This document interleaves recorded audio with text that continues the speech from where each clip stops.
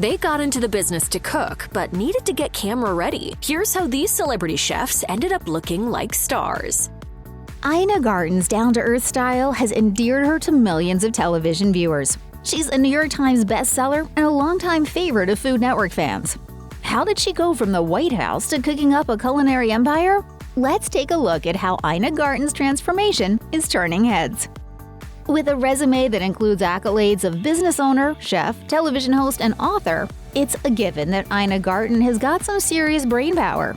That intelligence showed through for Ina even as a young child. Born Ina Rosenberg, Garten was an excellent student, gaining extra marks for her careful, detail-oriented nature and high marks in sciences class, according to Good Housekeeping. That braininess took her all the way to New York's Syracuse University. She particularly loved her science classes, which would play an important role in her career as a chef.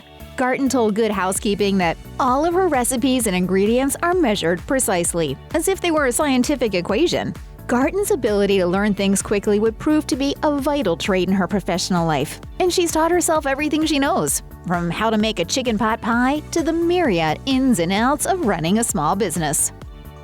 In 1964, a teenage Ina took a trip to Dartmouth College to visit her brother, who was a freshman at the higher education institution. She caught the attention of her future husband, Jeffrey Garten, when he spotted her out the library window.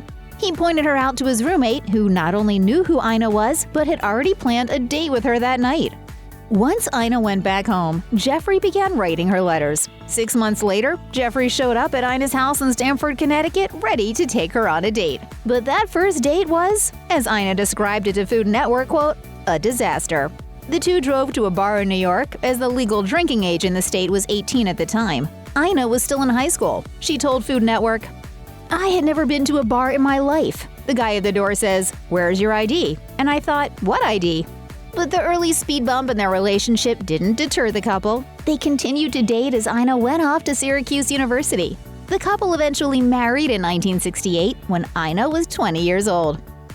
Ina Garten was still attending Syracuse University after getting married in December of 1968, but she postponed her college career to move to Fort Bragg, North Carolina with her husband, according to Country Living.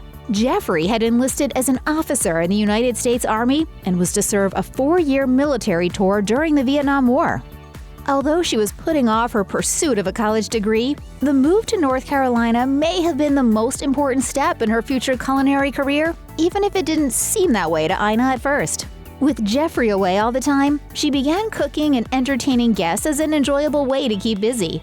Garten told People, "From the time we got married, I really was interested in cooking, but I had never cooked at all. He encouraged it so much by just being so appreciative when I cooked, and that was really the beginning of my career." Ina would eventually go back and finish college once Jeffrey's military service was complete. His continued support proved to be vital to Ina throughout her studies. As she wrote in Cooking for Jeffrey, a Barefoot Contessa cookbook, he was the first feminist I ever knew. Ina Garten's success and accomplishments are made even more admirable by the fact that she has no formal culinary training. Her expertise comes from a nearly lifelong interest in all things cooking, not to mention the help of some very good cookbooks. Garten had already begun dabbling in cooking during her time in North Carolina. According to Eater, after Jeffrey's military service was over, the couple traveled to France and lived there for 4 months. It was her time abroad where Garten fell in love with food. She shopped at the farmer's market and was entranced by the sights of locals eating outdoors. Her experiences echo those of the legendary chef, author, and television personality Julia Child, who had also lived in France while studying how to cook. When she returned back to the United States, Garten began teaching herself to cook by diving headfirst into Child's cookbooks. Garten told Today, "I would have to say that Julia Child's my biggest culinary inspiration because she really taught me how to cook through her cookbooks. I learned how to make hollandaise sauce the right way, and then she showed me how to make it the quick way without losing any of the quality." It's not exactly shocking for careers to shift and change throughout a person's life, but it's difficult to imagine a more dramatic career change than going from nuclear energy to cookbook author. That's precisely what Ina Garten did, with a brief stopover at none other than the White House. In the 1970s, Garten and her husband moved to Washington, D.C., where she landed a job at 1600 Pennsylvania Avenue. Originally finding work as a relatively low-ranking White House aide, Garten worked her way up to become a budget analyst in the Office of Management and Budget. She was responsible for writing the country's nuclear energy budget. She held the job during the terms of Presidents Gerald Ford and Jimmy Carter. She also wrote policy papers helping to establish regulations for nuclear power plants. But it didn't take long for Garten to learn that the job simply wasn't right for her. By the end of the decade, she was already looking for a new path that was something, quote, more creative and fun than writing nuclear energy budgets. Garten was desperate to find a career that allowed her to be more creative. In 1978, she came across an ad in the New York Times selling a specialty food store in the Hamptons. It immediately caught Garten's attention, even though she had no professional experience in the food business and she hadn't even been to the Hamptons before. She drove from Washington, D.C. to the East End of Long Island to see the store. She immediately fell in love with the boutique shop, but was on the fence as to whether or not she should really go through with buying it. Her parents, especially her father, were shocked to hear that she'd given up her White House job. But Garten's husband fully supported her decision to try to buy the store. Garten told Insider, "Jeffrey said, if you love it, you'll be really good at it. And that's the best advice anybody ever gave me." Garten gave a low offer for the store, thinking it would provide her time to mull over the decision, but the owners accepted the next day, and Ina moved ahead with the deal. Garten was the new owner of a food shop, and she named the establishment Barefoot Contessa, of course. Garten had learned how to cook for herself, but she quickly realized that she had no idea how to prepare food for others. She stated, "Honestly, the first month I was there, I thought, this is the stupidest thing I've ever done in my life. I'd never been in the food business. I didn't know how to do anything." Garten decided to hire local chef Anna Pump, who taught her that people eat differently when they're at home compared to a restaurant. According to Insider, Garten said, "I remember a customer asked me to do a cheese platter. Anna walked over very quietly and she said, 'Take everything off that platter. Put a big bunch of grapes in the middle, put the cheese around it, do blocks of color, and then stop yourself.' That's what she taught me, that the simpler things are the more elegant ones." Because of that advice, Garten is now known for her simplistic cooking. Some of her cookbook titles contain phrases like "back to basics," "how easy is that?" and "foolproof." This inclusive culinary style is part of what has made her and her show so universally loved. You're a pro, right? Not really. I'm a home cook, but I've just had a little more experience than most people. If there's one thing you can say about Ina Garten, it's that she is always up for a new challenge. Garten had built Barefoot Contessa into a hugely successful business. It became so busy that she moved the store from its original 400-square-foot building in West Hampton to a new 3,000-square-foot store in East Hampton. But after nearly 2 decades of running her popular shop, Garten was looking to do something new. She told Eater, "I like a nice project that I can chew on." And so the store was that. And then after 20 years, it was time to do something else. In 1996, Garten sold the store to 2 of her employees, the store manager and chef. While she worked on charting a new course, Garten built an office above Barefoot Contessa and began writing a cookbook.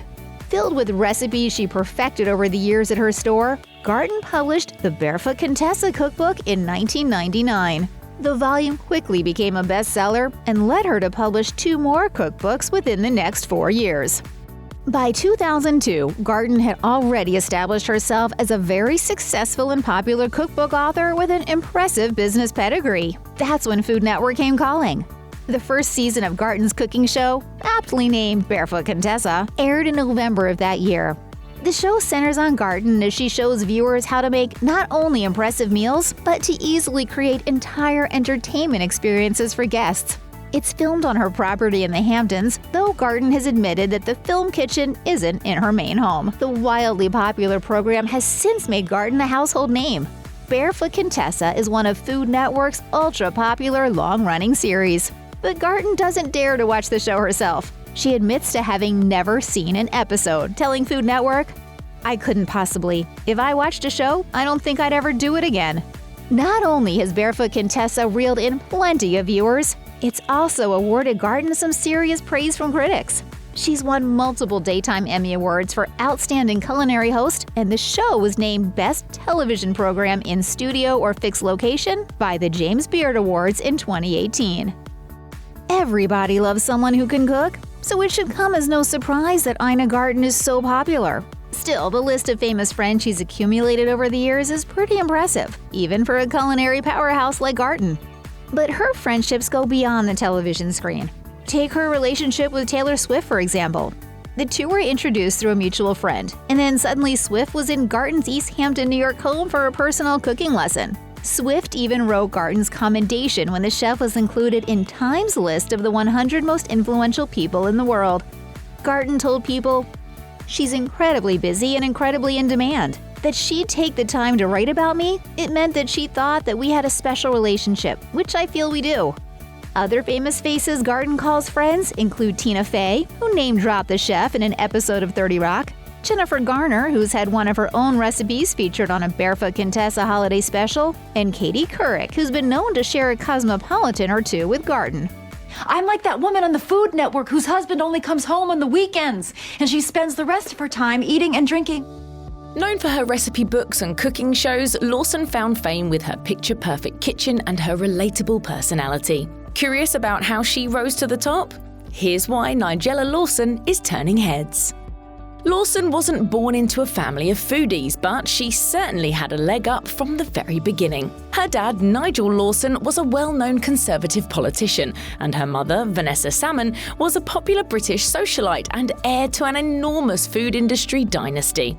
But despite having access to the finer things in life, Nigella and her 3 siblings didn't appear to enjoy a peaceful home life. When Lawson described her mother, she told The Guardian, "She was one of those people who was full of stress and anxiety. You know, if you knock something over, it will be difficult, and I'm clumsy." Lawson also seemed to note that her childhood may have been an unhappy one, adding, "I don't think any of us siblings would regard it as a childhood we would want to return to." In a way, I feel I have a scorched earth policy. While some chefs take their inspiration from their family's love of food, for Lawson it was a very different story. As another magazine explained, the budding chef didn't exactly grow up in a household that fostered a healthy relationship with food. In fact, her mum, Vanessa, reportedly struggled with various eating disorders throughout her life and even admitted to being afraid of certain foods. One of the things about coming from a Jewish family is that I think whatever kind of business you're in, food is always central.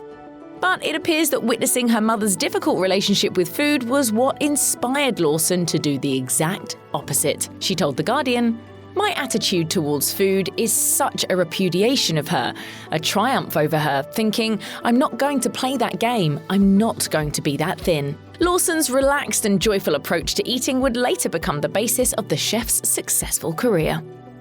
According to the star herself, Lawson was actually very shy as a child.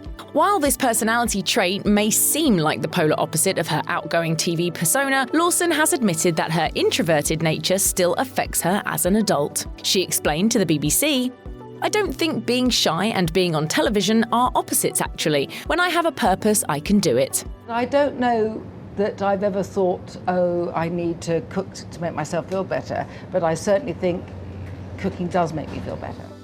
It turns out that Lawson's quieter nature might have actually led to the star that we know and love today. As the chef explained to the New Zealand Herald, she actually developed her seemingly innately warm hosting persona as a way to deal with her shyness. When Lawson was 19, she and her family spent a year in Italy that would impact Nigella for life. She explained to Grub Street just how informative that chapter was, both in regards to her approach to food as well as her sense of culture, telling the outlet, "My personality changed somewhat. When I spoke Italian, I became more voluble and less reserved. My sense of becoming a person is inextricably linked with Italy and becoming Italian, or attempting to." It's also clear that the exposure to vibrant local cuisine inspired the chef as well. In her Italian cookbook, Nigellissima, Lawson got the chance to explore her fascination with the country's food culture. She told fine dining lovers, "Italian food has always been a huge influence. In this book, I found myself writing about the influence Italy has had on my cooking as an English cook. For me, Italy and Italian food have both been the most enduring inspirations of my life and my cooking."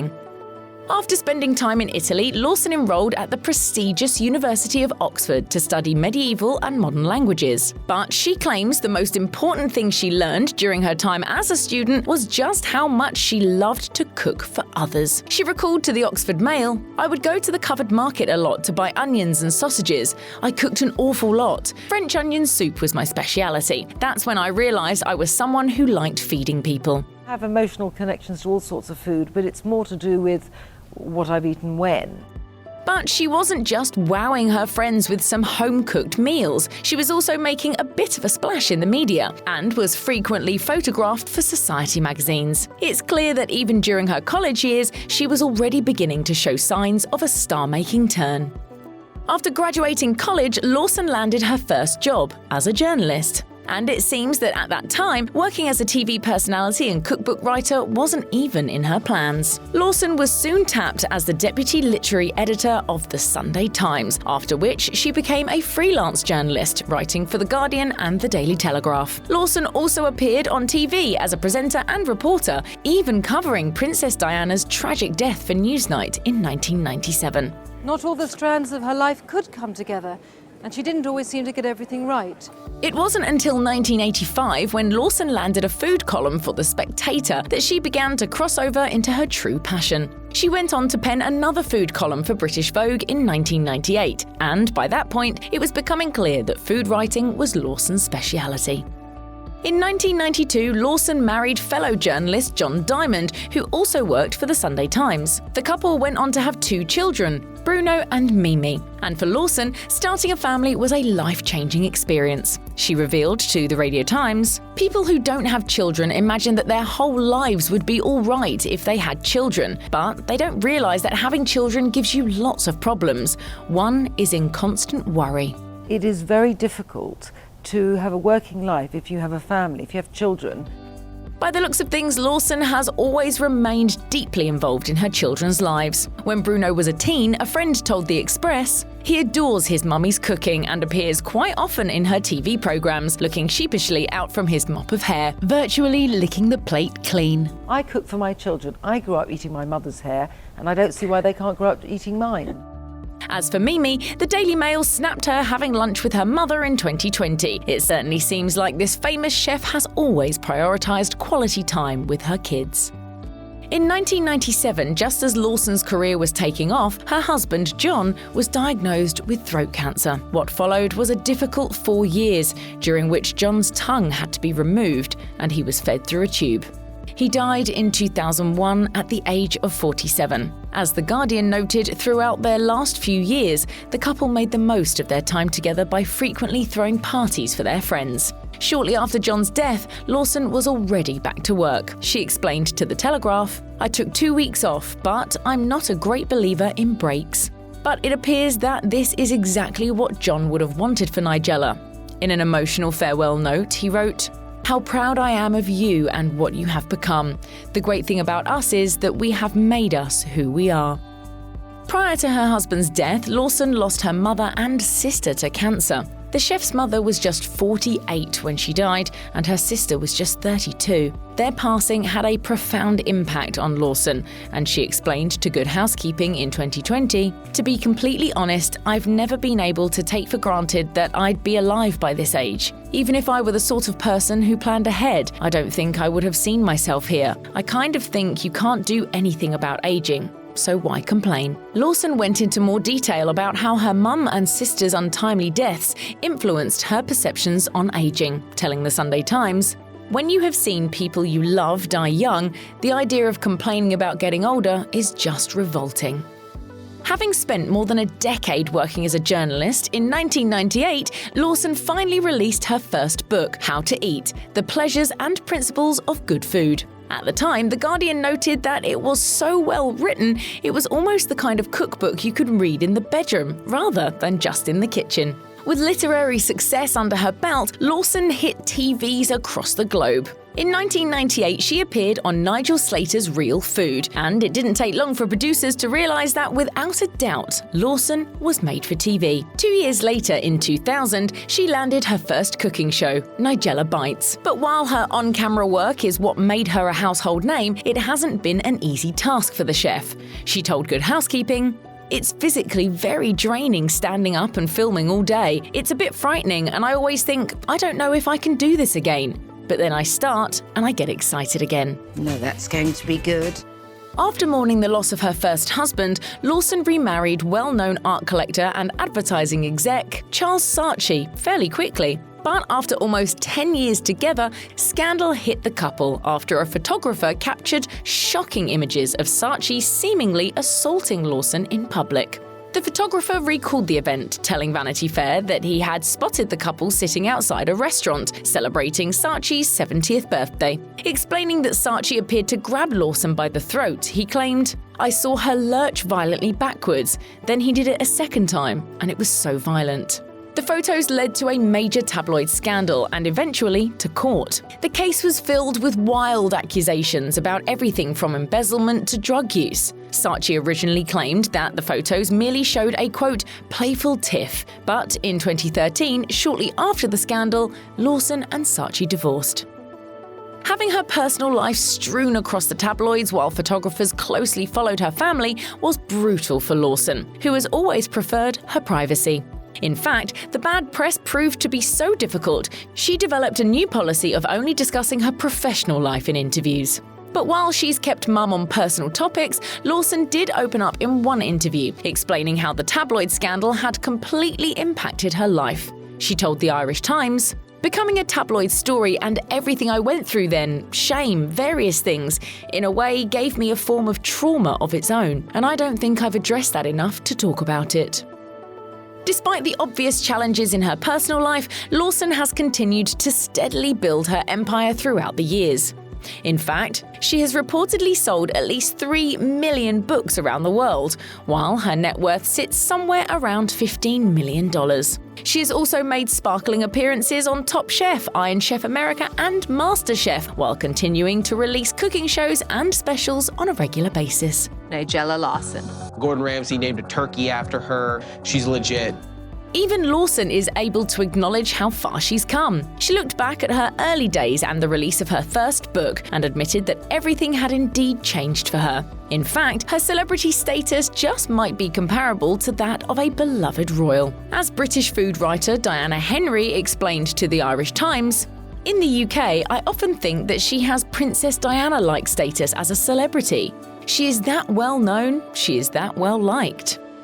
Paula Deen is synonymous with Southern cooking. From corned beef sandwiches to banana pudding, she made a name for herself with indulgent dishes. But she's since crafted healthier recipes and made an effort to revive her reputation. Here's how Paula Deen is seriously turning heads. I have just found that the harder I work, the luckier I got. Born in 1947 in Albany, Georgia, Deen's teen years coincided with the civil rights movement of the 1950s and 60s. She recalled in her memoir, It Ain't All About the Cookin', "It was happening. African Americans were claiming their right for fair and equal treatment, and some white folks were inspired to rethink old ways." In high school, as she witnessed history being made, Deen confessed that she wasn't the best student, and she might have flunked algebra 3 times, admitting, "If I could have made a living cheerleading, that would have been my chosen path." According to the chef, Deen's dad wanted her to be a dental hygienist, but Deen wanted to be a model. In fact, she applied to a modeling school and got in, unbeknownst to her parents. But since her family would never allow her to live the jet-setting life of a working model, she did what any other teen in her town might do. She got married. Paula and her high school sweetheart Jimmy Deen tied the knot in 1965 when she was 18 years old. Just a year after Deen got married, her father died suddenly after heart surgery, and something inside Paula snapped. A gripping fear overtook her and wouldn't relent for decades. She explained to Oprah, "The night my daddy died, I had to sleep between my husband and my mother in the same bed." It was hell. was pure unadulterated hell. Deen became incapable of stepping out even for simple errands like getting groceries. She later learned that she was experiencing agoraphobia, telling the New York Times, "Some days I could get to the supermarket, but I could never go too far inside. I learned to cook with the ingredients they kept close to the door. In those days, in Georgia, nobody was going to a psychiatrist just to mend your spirit. It appeared the only alternative was to immerse herself in cooking." She said, "I could concentrate on what was in my pots and block out what was in my head." Without knowing it, she was charting her path to be one of the most popular chefs in America. It smells so good. All Deen wanted to be was a good wife and mother. She shared in her memoir, "It was my dream that my husband would earn the living and take care of us, and that making money would never be my responsibility." But she soon realized that her family couldn't survive on a single income. So Deen rolled up her sleeves and tried out a range of different jobs, from hanging wallpaper and cleaning bathrooms at the local Kroger to managing billing at a medical center. I would make these wonderful little meals. They tasted good, but they looked like hell, honey. Eventually, Deen launched a lunch delivery catering business called The Bag Lady in 1989. It became wildly popular, and Deen was on her way to celebrity chef stardom. Deen had been saving a little every day from the profits that she made running The Bag Lady. She also scrimped and saved at the grocery store, where she wrote that she wasn't above buying slightly old fruit for a discounted price. My dream, Oprah, was to be able to buy groceries for my family on Wednesday if payday wasn't until Friday. By being smart with her money, Deen was able to save $4,000, enough to rent out a brick-and-mortar space for her business. The Lady, as she called her new location, had a capacity of 30 to 40 seats. She served breakfast, lunch, and dinner, and had her sons and their girlfriends waiting tables. After her lease ended, Deen bought her own place in downtown Savannah, Georgia. Within 3 years, USA Today was calling it the International Meal of the Year, according to The Lady and Sons. Other accolades followed, and Deen appeared to be unstoppable. Soon enough, The Lady and Sons expanded to a 3-story building, able to seat over 300 hungry customers. Just like she did with her restaurant business, Deen dove into writing with zero prior experience. With no knowledge of how traditional publishing worked or who the top publishers even were, all she knew was that she had a bunch of handwritten recipes passed down through generations, and she wanted the world to share them. Unlike most first-time authors, Deen wrote in her memoir about her very first cookbook, favorite recipes from The Lady and her friends. It was so stinking easy to write, it was unbelievable. I've written a lot. So, you know what? And they said when I was in high school, I couldn't read a book, much less write one. As fate would have it, a copy of her book was picked up by an editor from publishing giant Random House. Deen's first book hit the shelves as The Lady and Son Savannah Country Cooking in 1998. Having sold tens of thousands of copies per day, according to Eater, Deen wrote, "America was ready for Southern country cooking, it seemed." While she clearly knows how to work an audience these days, Deen's first taste of national TV came with a guest spot on Good Morning America. She recalled in her book, "When the segment aired, I could hear the quiver in my voice and I could see my hand shake, but I was never again scared on TV after that." Deen must have had an inkling that she was cut out to be a TV star, but her hunch was confirmed when she met Australian journalist and host Gordon Elliott. Back then, Elliott had a show called Door Knock Dinners on Food Network, of which Deen would later take part. He was instrumental in getting Deen's foot in the door at Food Network, but while she guested on various series, having her own show still seemed impossible for the middle-aged hopeful. She told Food and Wine, "Here I was, this gray-headed, older Southern girl who wasn't a size 2 and didn't have a culinary degree. I think Food Network had their doubts whether America had a need for anything like that." What makes her so wonderful is people can relate to her. But America was ready for her, and her show, Paula's Home Cooking, delighted fans for over a decade. Deen wonders whether the tragedy of September 11th was what ultimately made the network's decision. She said, "I think a lot of people needed comfort food." Deen's marriage to Jimmy lasted 27 years, but his excessive drinking followed the couple like a dark shadow from the very beginning of their relationship. Deen wrote in her memoir, "For about 25 years I'd endured not only my own awful agoraphobia, but also Jimmy's drinking, his insults, and both of us tearing each other down in 1,000 different ways." I was in a 27-year marriage that I knew I could not fix. We just couldn't bring out the best in each other. Soon after her catering business took off, Deen ended her marriage in 1992, and work quickly became her biggest priority as her fame spread beyond Georgia. But there came a point when she realized that her life was out of balance. She wrote, "My business was well on its way to being successful, but my social life was in the pits. My life was consumed with work and family, about 95% work and 5% family." How did I go from $200 to $20 million? I work like a damn dog. Deen prayed for a neighbor, and one day her dogs led her to just such a neighbor's house. She remembered, "I chased those dogs around the wall and right into the arms of a man I'd never seen before, propped on his fence and talking on his cell phone. He looked like Ernest Hemingway." And I have met the man of my dreams, and he asked me to marry him, and I said yes. His name was Michael Groover, and he was a tugboat captain. The two hit it off and were married in 2004.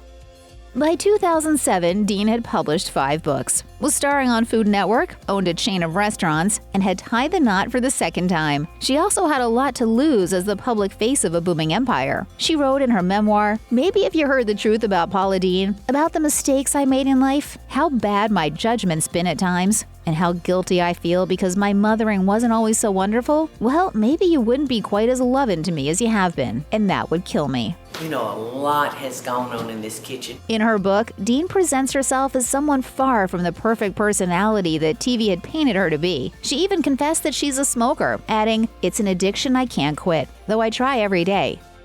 The fare that Deen dishes out in her restaurants lands solidly under the umbrella of comfort food. But after fans learned that the queen of Southern cooking had been concealing her type 2 diabetes diagnosis for 3 years, according to the New York Times, her offerings got a little harder for fans to digest. And I'm gonna add a stick of butter. Deen was roundly criticized for promoting all things butter while knowing she had to clean up her own diet. In fact, when she learned that she was diabetic, she said, "I went home to my kitchen and threw out everything that was white. White bread, white rice, white potatoes, white pasta. I did that for 4 months, y'all." Then I started practicing moderation. With a healthier diet, she lost nearly 40 pounds. But the fact that Deen hid her diagnosis from the public while she made over $10 million a year advocating unhealthy food did not sit well with fans, according to Business Insider. Her announcement also coincided with her new high-paying gig as a spokesperson for drug company Novo Nordisk, further souring public opinion of the star. Deen acknowledges salty language as one of her weaknesses, writing in her book, "I tell people who come to my cooking class that I can be a little bawdy and I sure hope that I don't upset them." Yet her choice of words would prove to be her undoing. Deen was nothing short of a culinary star when Food Network let her go in 2013 to the shock of many fans. The warm and welcoming host who was always seen with a hearty plate of food had, according to the New York Times, admitted to using racist language and tolerating racist jokes in one of her restaurants. Inappropriate, hurtful language is totally unacceptable. The revelation was soon followed by the cancellation of her Food Network shows and the end of a profitable Walmart deal. As reported by Today, she later told fans, "I want to apologize to everybody for the wrong that I've done, and I want to learn and grow from this. Inappropriate, hurtful language is totally unacceptable. I've made plenty of mistakes along the way, but I beg you, my children, my team, my fans, my partners, I beg for your forgiveness." Some, however, called the apology half-hearted and pointed to other awkward details about Deen's life. But despite ongoing support from fans, Deen was out at the network.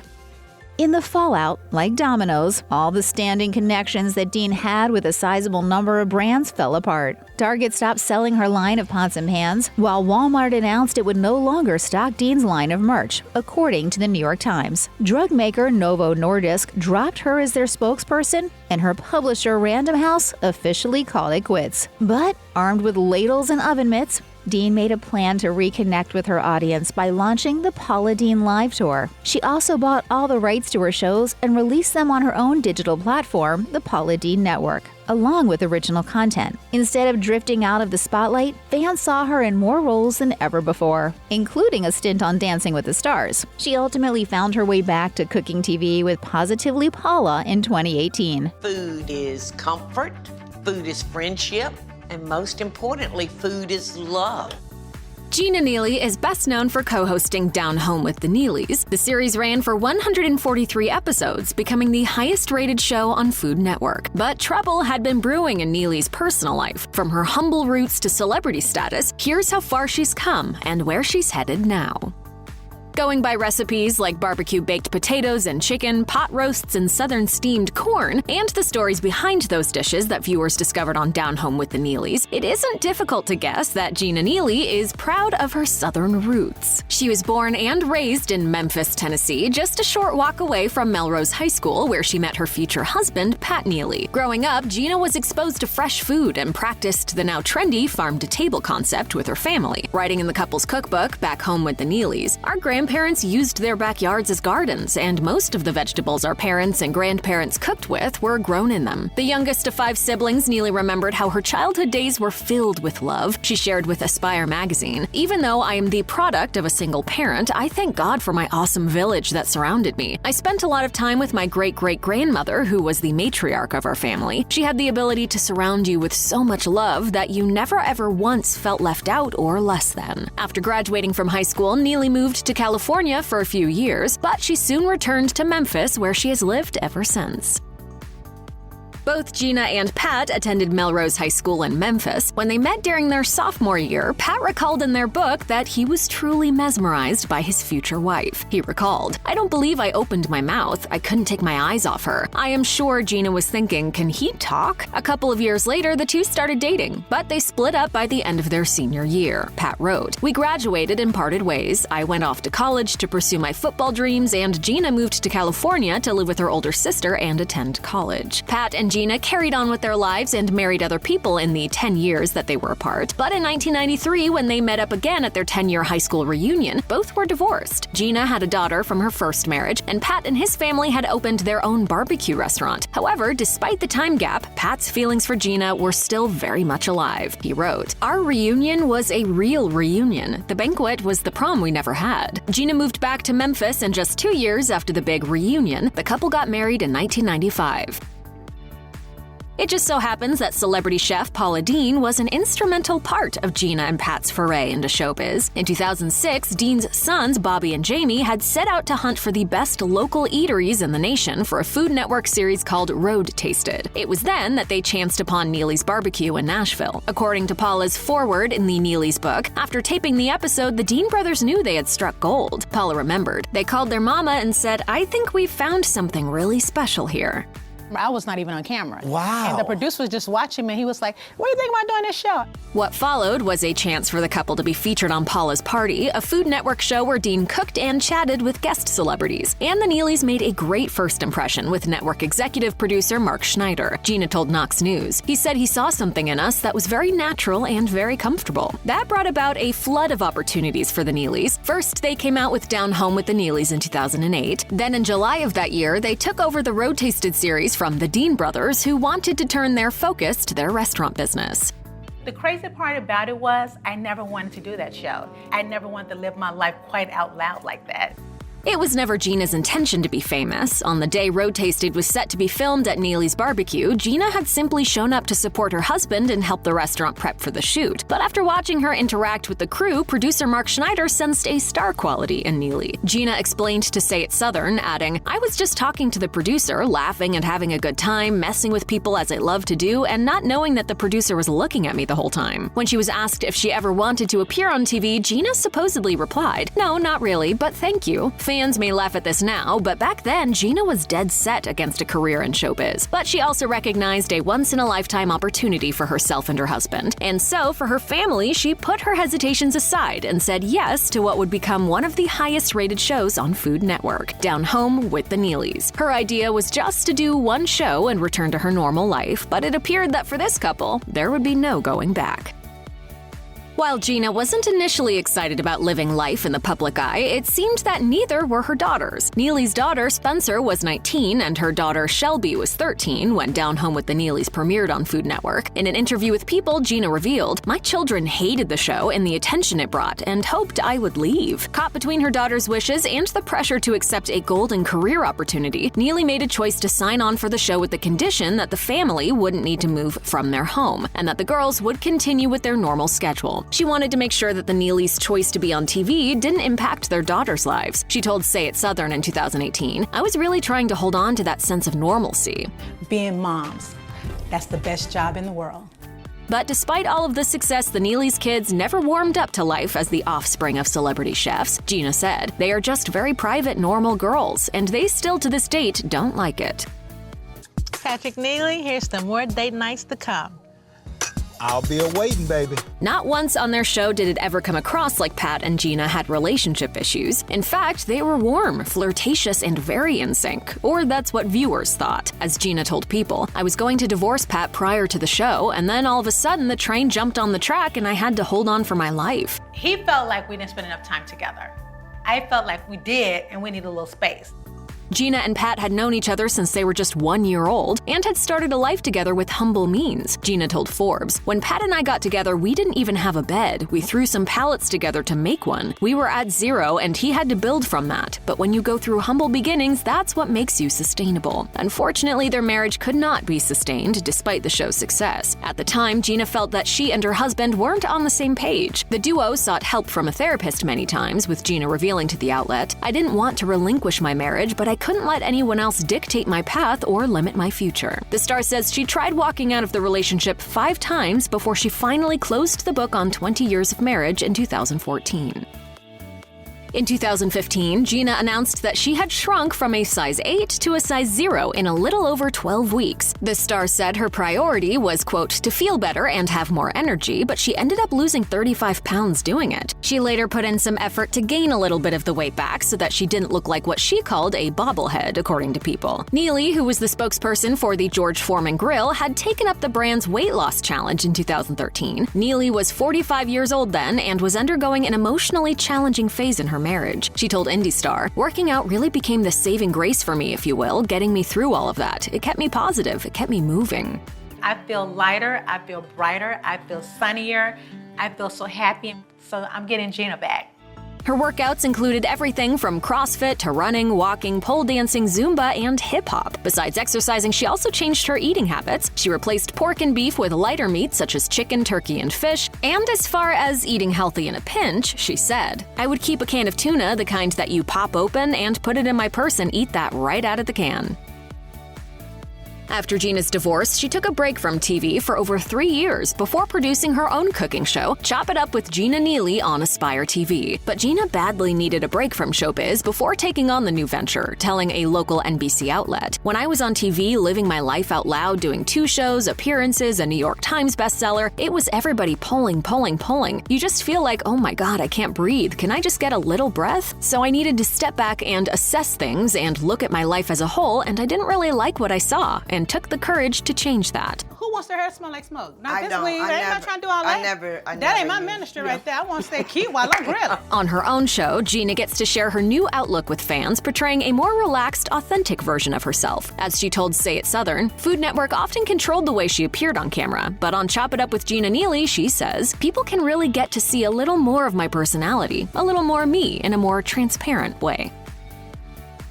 Gina was married for over 2 decades before she found herself single in her late 40s, but the end of her marriage didn't discourage her from being open to finding love again. She dove headfirst into the dating scene at the age of 52 through the reality show To Rome for Love on Bravo. The series followed 5 women as they searched for romance while exploring Italy, and of course, dated their share of Italian men. For Neely, the show was an opportunity to explore her true self with the help of a few professionals. She admitted to People, "I got really angry when love expert Diane Valentine said I was so guarded because I literally think of myself as an open spirit, but I didn't realize that I've been protecting that part of me for so long that it almost became second nature to me." It appeared that the show gave Gina the chance to venture outside of her comfort zone in every way. She said, "I wanted to see what it's like to date outside of my race. Italian men are very loving, and they seem to be very easygoing, very playful, very fun, and not uptight."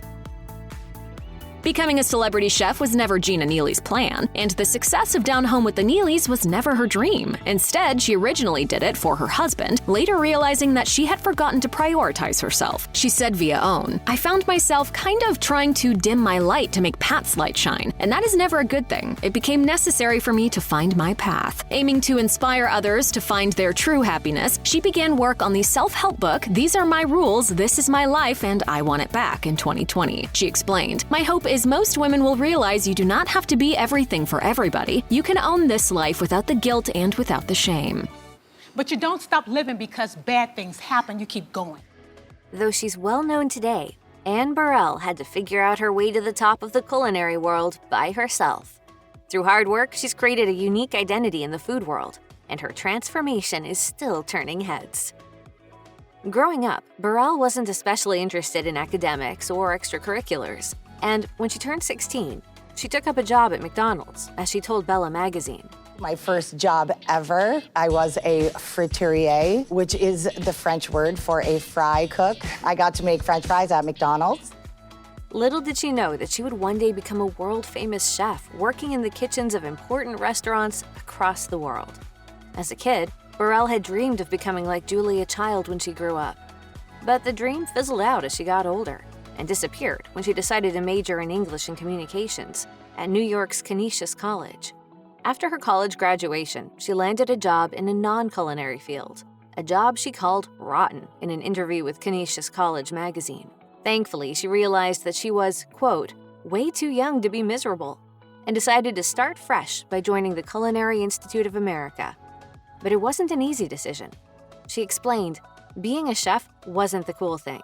Chefs weren't rock stars then. Aside from that, her dad was pretty apprehensive of her career choice.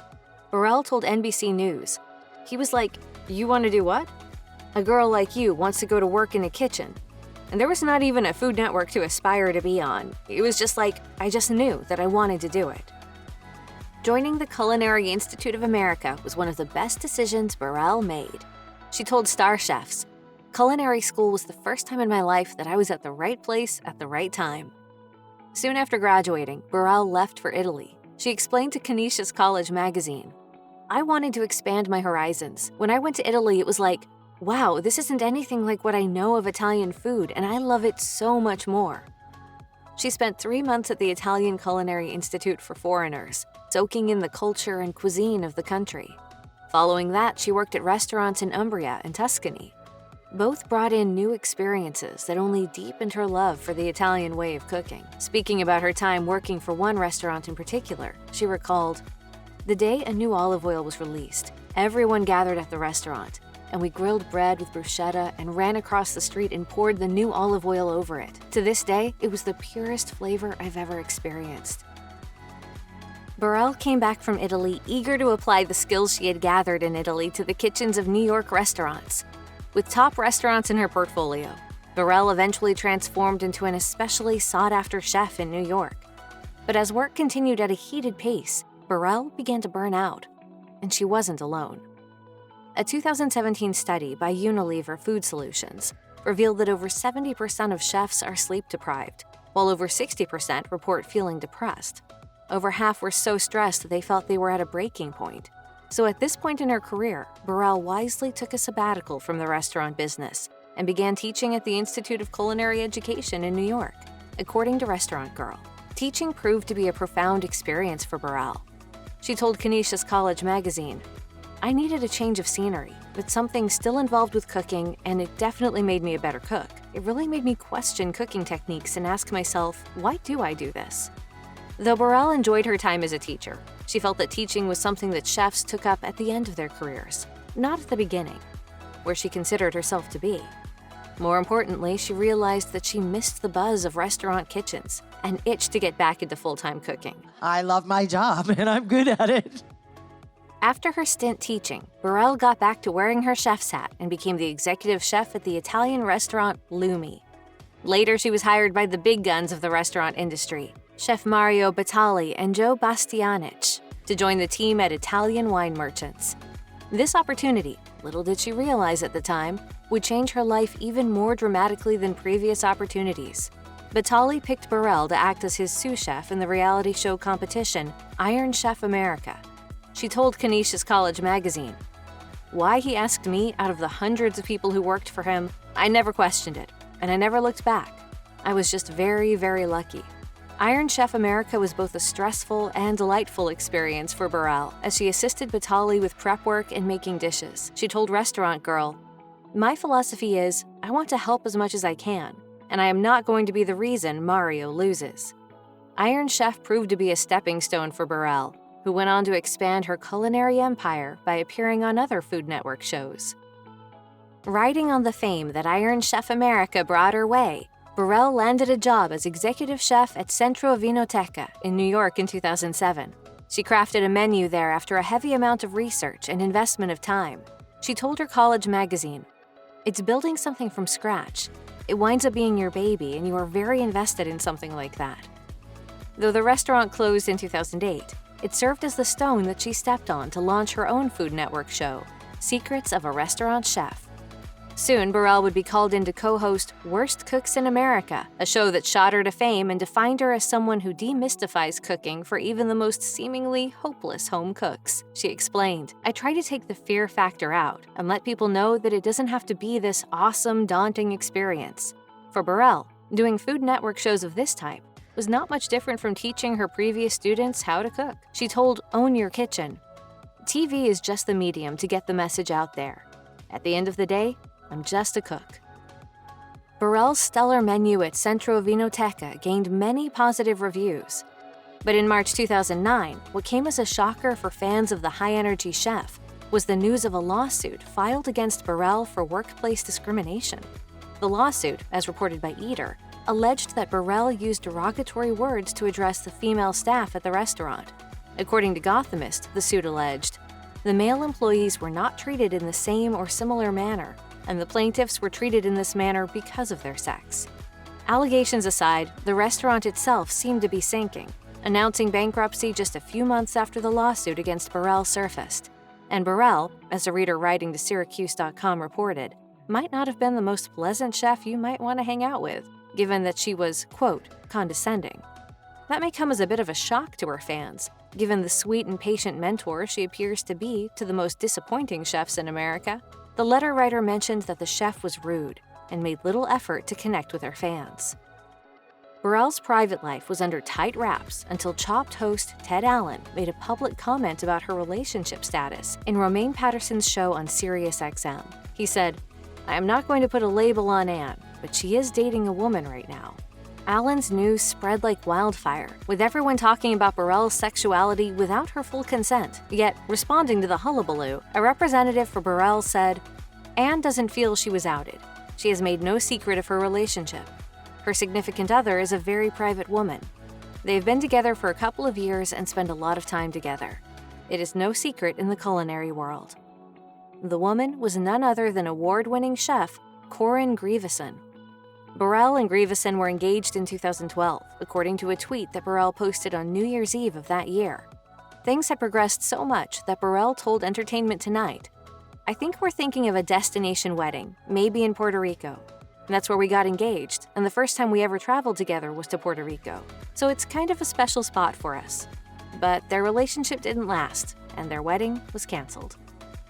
Burrell's calendar was full with her Food Network show schedules, with little time to spend in a kitchen where she was most comfortable. In a 2017 keynote speech for the Smart Women Luncheon and Expo, she said, "I wanted to get back to my roots. I wanted to get my hands in food again. That is my absolute passion." The more I was going along being a celebrity chef, the more people did not want me to cook. Acknowledging this urge, she partnered with a longtime friend, Phil Casaselli, who owns the popular bar Daddy-O in New York City. Together, the two started a restaurant in Brooklyn called Phil and Anne's Good Time Lounge in 2017. In stark contrast to what the joint was named, the co-owners had far from a good time managing it. The arrangement was that Casaselli would take care of the admin work and the bar, while Burrell would head the kitchen. The duo put in their own money in efforts to turn the place into a popular New York hub. Burrell told People magazine, "This is my baby. I want to be involved." And involved she was, showing up at the restaurant every evening after her hours shooting for a Food Network episode. According to Eater, as months went by, Casaselli found Burrell to be a tough partner to work with. She wouldn't take his suggestions and would often flaunt her celebrity status, he claimed. He also alleged that Burrell ultimately shut the place down without prior warning, a claim that Burrell's representative refuted, according to the Daily News. Ever since Burrell first appeared on television, viewers have known her as the chef with spiky blonde hair. But according to an interview with the Daily Meal, her childhood hair was a stark contrast to the piece of art that she sports today. Describing herself as a kid, she said, "I had horrible hair. It looked like my mom put a bowl over my hair to cut it. I had the braces and the pin straight hair. I just started to get creative with my hair, and it never stopped." And so she made over her hair early in her life, to dramatic effect. She said, "In high school and everything, I've always liked the spiky hair. What can I say? I'm a child of the 80s. Whether you consider yourself a casual cook or a self-proclaimed foodie, chances are you're familiar with celebrity chef Giada De Laurentiis. The chef is often referred to as the queen of Italian cuisine, and it's easy to see why. Giada De Laurentiis is the real deal when it comes to Italian cooking. Not only does the Food Network star come from an Italian family, she actually grew up in Italy too. On the Eat to Upsell podcast, she revealed that she was only 7 years old when she moved to America. As De Laurentiis explained to Insider, the move to the States didn't necessarily mean that her upbringing was any less Italian. She recalled, "My family takes their culture very seriously, so even when we moved to the US, we still lived very Italian lives. We spoke Italian at home, we only ate Italian food." While her Italian heritage gives her a solid understanding of the country's cuisine and culture, it wasn't always easy for the ambitious young cook. De Laurentiis explained to Architectural Digest, "My grandfather, who's from Naples, is especially old world. When women get married, they have children, they don't work. And if they do work, they don't work in a professional kitchen." And because of that, De Laurentiis had to really forge her own path in the early days of her career. As a young Italian girl, Giada De Laurentiis initially struggled to acclimate to American life. She told Insider that her family continued to speak Italian at home and that it took her a bit to understand and speak English. Well, because when you go to grade school, grammar school in the States, you end up assimilating. De Laurentiis explained to Redbook that this led to a lot of bullying. She recalled, "The kids at school tormented me. Truly, it was horrifying the names they called me, and the teachers never really did a thing to stop it." Her experiences of being bullied is what initially got her interested in cooking. She explained, "It really helped me build my ego and even start to get acceptance at school." She went on to recall that she'd bring in food she'd made at home and said, "My classmates were like, wow, this is amazing, and that girl with the funny name cooked it." Giada De Laurentiis' passion for cooking came pretty early on. The Food Network chef told Time in 2006 that, "Food was always a big part of my life. My grandfather was one of 14 kids, and his parents had a pasta factory. So, as a kid, he and his siblings would sell pasta door to door." He later became a movie producer, but also opened De Laurentiis food stores in America, and De Laurentiis explains that, "It was a gourmet grocery store that also had a kitchen and served food." She went on to explain that she frequently spent time in the store's kitchen after school. She remembers fondly that she loved being in the kitchen. Sadly, her grandfather closed the store, but as De Laurentiis put it, "For me, they left an imprint." After graduating from high school, Giada De Laurentiis decided not to pursue her passion of cooking initially. She explained to Eater that she was the first of her family to go to college. At the time, her parents weren't thinking about her college career. De Laurentiis said, "Italian families only care about boys. It's just the way our culture was." So De Laurentiis paid her own way through school, and in 1996, she graduated with a degree in anthropology from UCLA. In 2009, De Laurentiis spoke to the Department of Anthropology as their commencement speaker. She told the graduating students, "I know that this university has definitely given you the tools to go out into the world and make a success of yourself." Even though she followed a career in cooking, her time spent in school wasn't wasted. It was during her time at UCLA that Giada De Laurentiis first met Todd Thompson, the man who would become her husband. And food was a big part of their relationship. She explained to Redbook, "I didn't have any money because I was in college. So instead of buying him presents or meals out, she would cook for him. De Laurentiis also admitted that she won him over by treating him like royalty. She said, "All men want to be treated like kings in a relationship, and I think if women don't indulge that sometimes, then men are likely to stray and look for someone who can give that to them." While her approach to relationships may sound a little archaic to some, it's clear that at the time, the dynamic worked for the couple. After graduating from UCLA, Giada De Laurentiis took a step that shocked her family by moving to Paris to study at the famous Le Cordon Bleu cooking school. Her time in Paris proved to be a bit of a shock. It was her first time living alone, and she'd never even done her own laundry before.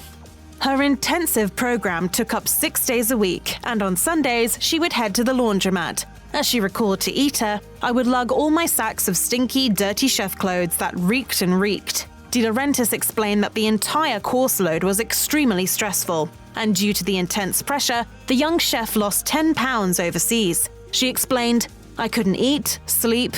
I didn't speak French. The classes were in French."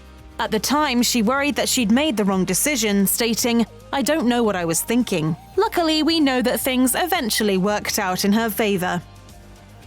After finishing up at the Cordon Bleu, Giada De Laurentiis returned to the States. She worked for various chefs for several years in restaurant kitchens and told Ita that the first years were pretty difficult. She explained, "My family was like, okay, you're making $5 an hour, you're working 7 days a week, 15 hours a day." When her big break finally came, it wasn't what she'd expected. She told Food and Wine, "I wasn't looking to get into TV." And it apparently all happened by chance. She had been helping a friend style food for a photo shoot when the magazine asked to do a story on the De Laurentiis family. But she said that her Italian family wasn't completely hip to the idea of a cooking show, saying, "We have a very respectable name. Are you going to just trash it by doing food television? What is that?" At the time, it wasn't what it is today.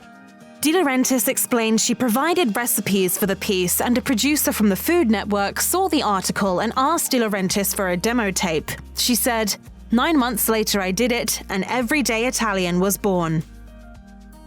Shortly after Everyday Italian began, Giada De Laurentiis and her then-husband Todd Thompson welcomed a new baby girl into their family.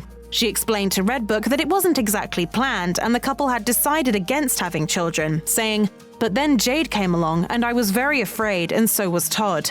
She was worried that their life of freedom would have to change, but she's managed to maintain most of her freedom to travel while gaining a daughter. She told Today that not only did she gain a daughter, she also gained a, quote, "partner in the kitchen." Jade has been hanging out with her mom while she cooks since she was born. De Laurentiis said, "It warms my heart like nothing else." Having kids is life-changing, and for De Laurentiis, it was no different. She explained, "When you don't have kids, you live for yourself." For Giada De Laurentiis, cooking and sexual appeal have always been intertwined with her success. And while she freely admits that now, it wasn't always easy for her to accept her sexuality as a public personality. She explained to Redbook in 2011, "I developed breasts when I was 9 years old, and I was the only one in my class." She went on to recall sitting in specific ways to hide her body while she was growing up. According to De Laurentiis, that feeling of embarrassment never completely went away. She wanted to be known for her cooking, not her looks. As she put it, "I didn't want to be known as the sexy cook." But in 2006, she began to embrace her sex appeal. As she explained, the change came from growing older and trying to get in touch with that side of her career for her daughter's sake. De Laurentiis explained, "I felt like I had to show Jade that her mum is proud of who she is." After a 2-decade-long relationship between Giada De Laurentiis and Todd Thompson, the pair called it quits in 2014. The news of their divorce was released on De Laurentiis' Facebook page, which read, "After an amicable separation since July, Todd and I have decided to end our marriage." She explained that though it was sad news, the couple remained committed to their daughter. While De Laurentiis said that the split was amicable, she opened up about the divorce in an interview with Dr. Oz, The Good Life. The star chef explained, "We had been together since I was 19. I'm now 45. That's a lifetime with someone." And further stated that while the decision was ultimately very difficult, she said simply, "I don't have the answers. I'm figuring them out as I go." And De Laurentiis had to make a range of adjustments after her split with Thompson. She had to learn about things like hooking up a TV and turning off house alarms, but added that the challenges of independent living made her stronger. She confirmed, "I can do those things now. That's what it's about, believing in yourself." In 2014, Giada De Laurentiis opened her first restaurant, Giada, in Las Vegas. She told Ask Men that owning her own restaurant had always been a dream of hers, ever since her early days in cooking. In an interview with Elle, De Laurentiis was asked about being the first woman to have a restaurant with her own name on the marquee. She put it plainly that, "It's so funny because for the longest time I never saw myself as a female chef versus a male chef. I just saw myself like everybody else."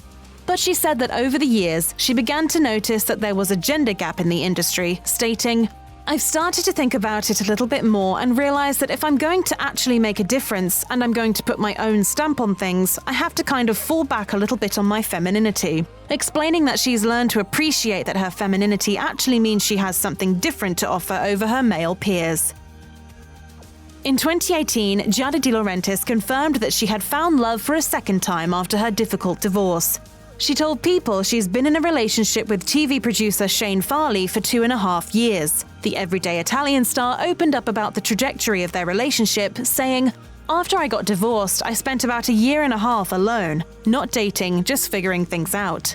She told Meredith Vieira about her experience of being single again by taking a year to figure out, okay, where's my life going? Who am I now? Because she'd been with her ex for so long, she needed time to adjust to life alone. But when she was ready, she reconnected with Farley, an old acquaintance, and romance quickly blossomed. The TV star confessed, "I felt like a kid again." And the entire extended family has an incredibly healthy relationship, with Thompson and De Laurentiis remaining close friends while their daughter, Jade, has positive relationships with both of them. For Farley, this means he can, quote, "be a part of her life without any pressure." If you only know her from Food Network, you don't know Valerie Bertinelli. She was a teen sitcom star, she married a rock god, and that just scratches the surface. Valerie Bertinelli was born in Wilmington, Delaware in 1960. She was the third of 5 children, born to Nancy and Andrew Bertinelli. Her father's job as an executive at General Motors required him to relocate often, meaning Valerie's family moved frequently as she was growing up. To this day, Bertinelli refers to herself as a GM brat. In the early 1970s, when she was in her early teens, Bertinelli's father was transferred to a General Motors plant in Detroit, and the whole family packed up and moved to Michigan. Not long after, Andrew was reassigned again, this time to California. Although all the moving made it hard for Bertinelli to make friends, this move would prove to be particularly fortuitous. While living in California, Bertinelli befriended the daughter of a television producer. Unbeknownst to her at the time, this would prove to be the start to her ascension to stardom. Valerie Bertinelli's parents had 4 sons, but Valerie herself has only known 3 of them. According to People, when Bertinelli's mother was still pregnant with her, her brother Mark died suddenly. He was just 17 months old. Bertinelli, however, didn't learn about her brother's death until she was a teenager. The actress told People, "The subject was too painful. My parents kept the tragedy locked inside." While keeping it a secret may have been hard to understand at the time, Bertinelli learned to appreciate the way her parents handled the trauma years later when she became a mother herself. Bertinelli said to People, "I was holding my son Wolfie, who was 17 months old, and thinking, how did my mom survive? She had to keep going, and I learned that from her. She had to carry on. She had a very hard life. She always tried to make the best of everything."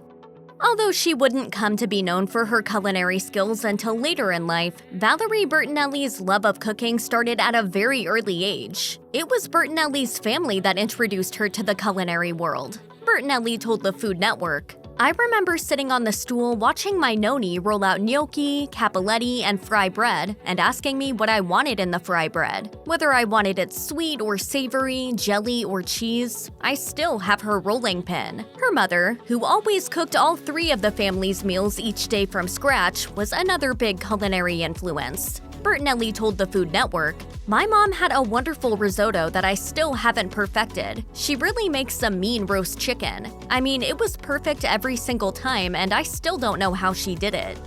After moving to Southern California, Valerie Bertinelli befriended a neighborhood girl who just so happened to be the daughter of a television producer. She was quickly inspired to enroll in acting classes at the Tammy Lynn School of Artists. The program helped Bertinelli land her first acting job, appearing in an episode of the television show Apple's Way in 1974. Although it was a small role, it was enough to catch the eye of famed television producer Norman Lear, who encouraged her to audition for a new show he was working on called One Day at a Time. Bertinelli tried out, got the job, and her life was never the same. One Day at a Time premiered in 1975 when Bertinelli was just 15 years old. The show, a comedy about a divorced mother raising her family, was an immediate hit. Bertinelli's role as witty Barbara Cooper earned her 2 Golden Globe Awards and launched her to stardom. I'm Barbie Booper.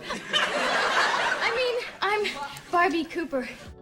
In 2001, more than a decade and a half after One Day at a Time ended its 9-season run in 1984, Bertinelli proved her staying power by landing another starring role on a hit show, this time on Touched by an Angel. She would appear in nearly 50 episodes before the drama wrapped up in 2003.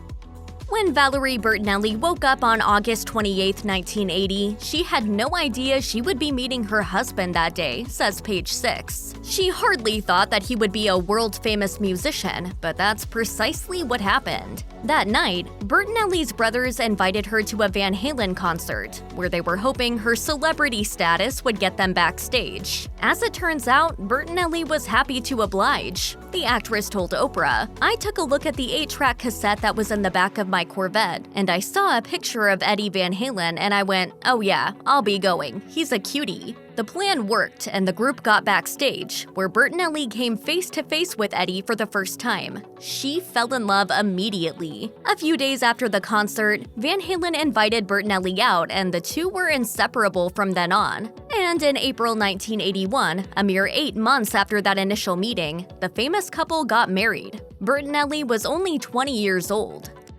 Valerie Bertinelli's marriage to Eddie Van Halen was a match made in tabloid heaven, but things were not as picture-perfect as they may have seemed. Bertinelli had trouble keeping up with her husband's rocker lifestyle, and the couple grew apart. Bertinelli told Oprah, "He had his responsibilities of what he had to do, and I had my responsibilities. And we thought if you just live in the same house, there would be a connection, but no." The distance led both Bertinelli and Van Halen to become unfaithful in their marriage. Still, the couple, who had a son together, remained married for 20 years. It was with their son Wolfgang in mind that they ultimately chose to divorce. Bertinelli told Oprah, "One of the many reasons that Ed and I split up is to give Wolfie a better vision of what two people who are supposedly in love treat each other like. Ed and I weren't treating each other like two people that loved each other, and that's what Wolfie was seeing." After divorcing in 2007, the couple remained close until Van Halen's death in 2020. And I miss him. And I'm allowed to miss him. You know, he was a huge part of my life. Valerie Bertinelli once told Oprah, "I have obsessed about my weight in some sort of way all my life. I used to write in my journal what I weighed every day." If body image was an issue for Bertinelli before starring on One Day at a Time, appearing on television next to co-star Mackenzie Phillips only made it significantly worse. Bertinelli told Oprah, "She's always been thin, and I called my hips childbearing hips. I felt like a fat thing next to her. I look back and want to shake that little girl and say, 'Shut up, you're a beautiful young woman.' I thought I was ugly." The actress started taking weight loss pills in order to shed some pounds. Although she stopped after just a few months, it would prove to be the start of a lifelong battle with her weight. It all came to a head when she used food to comfort her through her divorce. Bertinelli recalled to Oprah, "Those were some of the darkest days of my life, and I was eating my way through them. I became a hermit." Bertinelli was driven into action after seeing herself on television and would soon lose nearly 50 pounds. After making her weight battle public, Valerie Bertinelli got a call from diet company Jenny Craig. Not only did they want her to use their program, but they also offered Bertinelli a spokesperson job. So in 2007, she went to work, both on her diet and for Jenny Craig. Over the next 2 years, the actress dropped roughly 50 pounds. She celebrated the accomplishment by posing in a bikini for the cover of People. Bertinelli hadn't worn a bikini since she was 20. Bertinelli worked for Jenny Craig for 6 years, but she now admits it's not something she's particularly proud of. If I must be honest, it was freaking torture.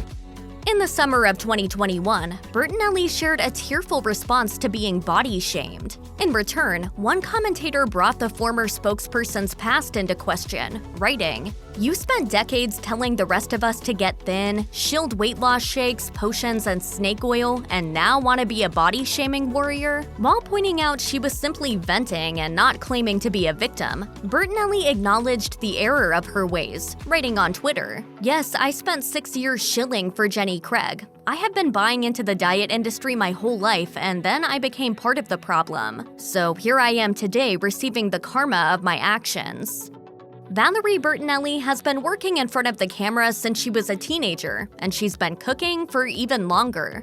Those two qualities made the people at Food Network believe she would be a perfect culinary host. So in 2015, Bertinelli was asked to co-host Kids Baking Championship. Later that year, she was given her own cooking show, Valerie's Home Cooking. The series, which brings viewers into the kitchen with Bertinelli as she shares her favorite family recipes, was never meant to be a full-time job. But things developed differently. Bertinelli told the Philadelphia Inquirer, "I was doing Hot in Cleveland and the cooking show was going to be a fun summer thing to do. Then Hot in Cleveland was canceled and I still had my cooking show and it did very well." Bertinelli credits the show's success in part to her acting background, telling the Philadelphia Inquirer, "Acting, now that I look back, was a setup for doing what I love.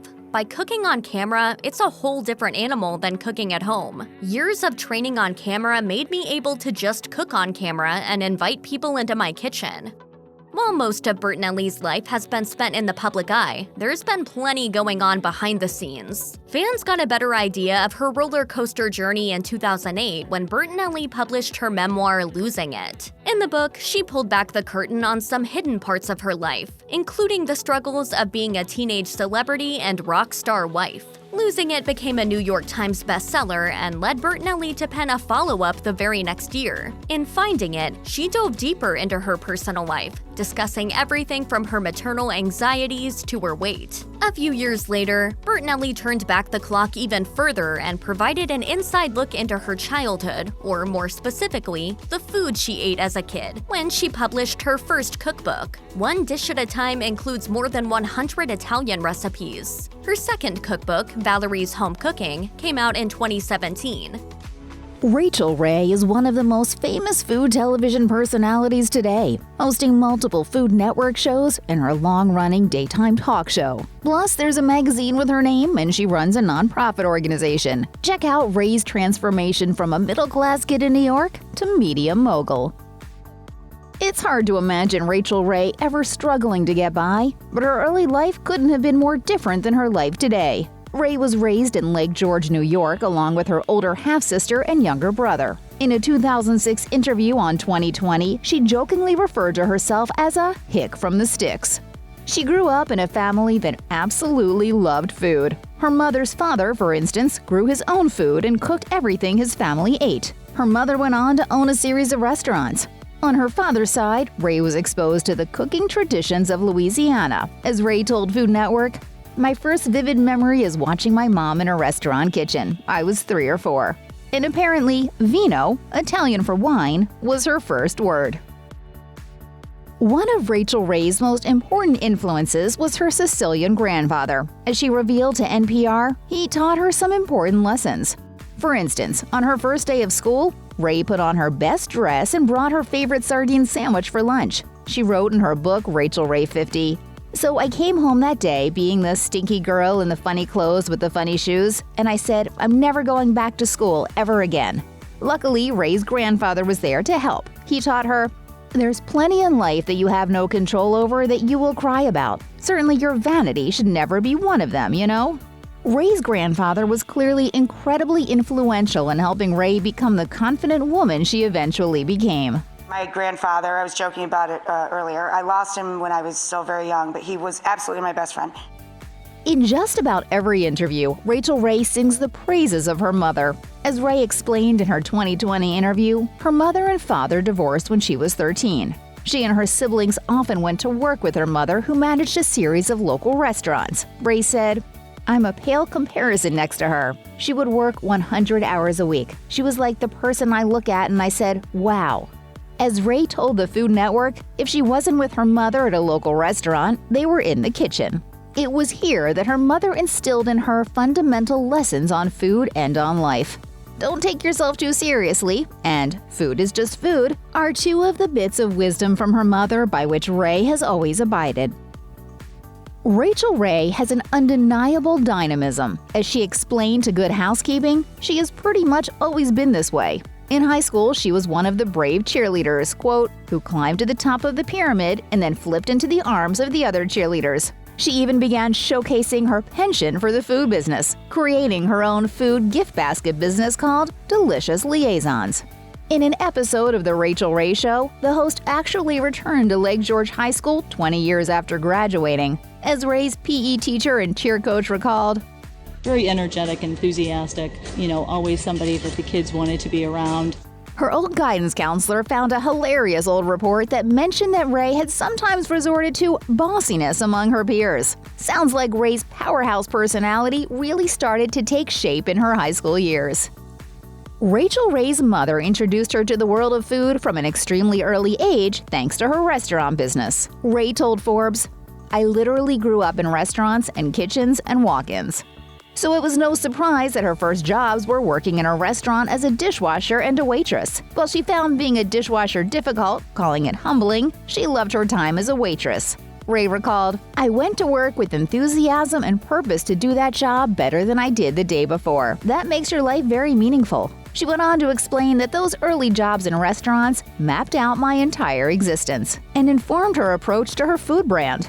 As Ray wrote in the introduction to her book Rachael Ray 50, she is a waitress in my heart and a cook in my soul. Rachael Ray's big break was a little unexpected. Her first television jobs were on local TV. Her first TV appearances came from local 30-minute cooking classes in upstate New York. As Ray told Good Housekeeping, this first show was a happy little accident, and at the time it wasn't the direction that Ray thought her career would or should take. She recalled to NPR, "The television thing is a very weird happening for me, and certainly not anything I planned for." For a while, she resisted the world of television. She explained that it initially felt like the wrong job for her. At the time, she thought, "I serve people. I'm the service person. I wait on people that are on TV. I'm not on TV." And when the Food Network came calling, she voiced her concerns. Luckily, they convinced her to take the job. Ray got married in 2005, a move that slows career momentum for some. But as the TV star explained to Good Housekeeping, putting her career second to her new marriage was never an option. She said, "I can't give a man an enormous amount of attention," and John is totally down with that. Ray met her husband-to-be, John Cusimano, in 2001, just as her career on TV was taking off. She had already decided that she'd never settle down with someone who was too much work. Luckily, he didn't demand too much of her time. The couple enjoys their time together when they can, though, Ray explained. "John and I will stay up long enough to have a laugh and share a meal, even if it's really late." Not only is Cusimano super understanding of his wife's busy career, he has also become a collaborator and supporter. In 2012, he co-authored a cookbook with her, contributing recipes for unique cocktails. In 2009, Ray underwent a surgery that ended up being quite a turning point in her life. Prior to the operation, Ray explained in a post on her website that she had developed a benign cyst on her vocal cords that sometimes caused pain and vocal issues. She wrote, "My doctor suggested I get the thing lobbed off and rest my voice for about 2 weeks while I am on holiday break this December." For someone as chatty and vivacious as Ray, the long vocal rest proved to be seriously challenging. People reported that the cyst was removed in July 2009. As Ray later told Good Housekeeping, the vocal rest left her with lots of pent-up energy. She even took up jogging. She joked, "I used to say I would never run unless I was being chased by someone with a gun, but now I'm a little obsessed with it." She lost weight and became even more energetic, if you can believe it. Because I worked 80 to 100 hours a week, I thought that was fitness. It isn't. Rachael Ray hasn't always had an easy time in the public eye. Some of her decisions have caused a fair amount of backlash. For example, in 2011, Ray stood up for her friend Chef Mario Batali as he faced allegations of sexual misconduct. NPR noted that Ray and Batali had been colleagues since competing together on Iron Chef. While Ray hadn't spoken to Batali about the allegations, she refused to give up their friendship. She said, I don't think it's fair, once people have gone through something that's so traumatic and dramatic. It wasn't just Batali she thought of, it was his family too. She said she could empathize with Batali because she has also been publicly humiliated and hated throughout her career. She explained, "I'd go to interview after interview and people would bring up the website, I hate Rachael Ray." Even though Rachael Ray is easily one of the most successful cooks in the world, she has always remained humble. Unlike some others in her industry, Ray is constantly transforming as she learns new things. In 2015, she spoke to Food Network about the importance of continually expanding her horizons. She said, "I don't really know anything, and I think that that's what makes our shows popular, you know?" She added that, for her, good television should be about starting a conversation and sharing information. She summed up her approach to learning, saying, "I try and be curious and dedicated and authentic when I go to work." Ray's career has thrived thanks to this approach. As Fox 2 Now noted, she is kind and giving. And as ABC News put it, she is funny, relaxed, and even humble. It's clear that people have picked up on Ray's humility in the kitchen and eagerness to learn. Ray has created an empire out of her brand. In addition to her various cooking shows on Food Network, Ray has released more than 24 books, her own magazine, a set of kitchenware, and a billion-dollar pet food brand. In 2019, E! News reported that Ray's net worth had grown to a staggering $80 million thanks to these various ventures. As Entrepreneur reported in 2017, Ray's rise to the top is no surprise. She showcases several attributes shared by other top businessmen and women. For instance, she knows her audience and knows how to provide products and content that they love. Plus, her authenticity means people trust her brand. She told the magazine, "People smell phony." It's evident that Ray's relatable and friendly persona is a genuine aspect of her personality. But it's also clear that it's something the business mogul is conscious about. For many women in the public eye, middle age proves to be a difficult time. In the entertainment industry in particular, women often find themselves losing popularity as they age. For Rachael Ray, her 50th birthday was a challenge she met head-on. She told NPR that her book, Rachael Ray 50, Memories and Meals from a Sweet and Savory Life, was, in part, a statement about what middle age can be for women in America. She said, "I wanted to reflect that the American dream is still alive, that if you work very hard, opportunity will come your way. You can be 50 and over and female in this country and still be relevant." She went into more detail about the book on The View, saying, "I wanted to prove to people that anybody could be Rachael Ray." 2020 also presented some problems for Ray and her husband. Just before the premiere of the 15th season of her dog show, their home was destroyed in a devastating fire. The star spoke about the impact of the fire on Good Morning America, recounting how her husband had been out playing golf and had returned in a bad mood after playing poorly. She recalled, "So I thought, well, I'll make pasta and I'll light a fire and that'll put him in a good mood." A few minutes after lighting the fire, a passerby ran into their backyard yelling that their roof was on fire. Luckily, Ray and her husband made it out unscathed, but they lost their home and many treasured belongings, including handwritten letters and other personal items. Nevertheless, Ray managed to remain positive, telling The Hollywood Reporter, "We had so much to be grateful for." With a long TV career, numerous cookbooks to her name, and several restaurants, Lidia Bastianich is one of America's most famous chefs. She has even cooked for popes. From being a refugee to co-owning restaurants with her children, her transformation is seriously turning heads.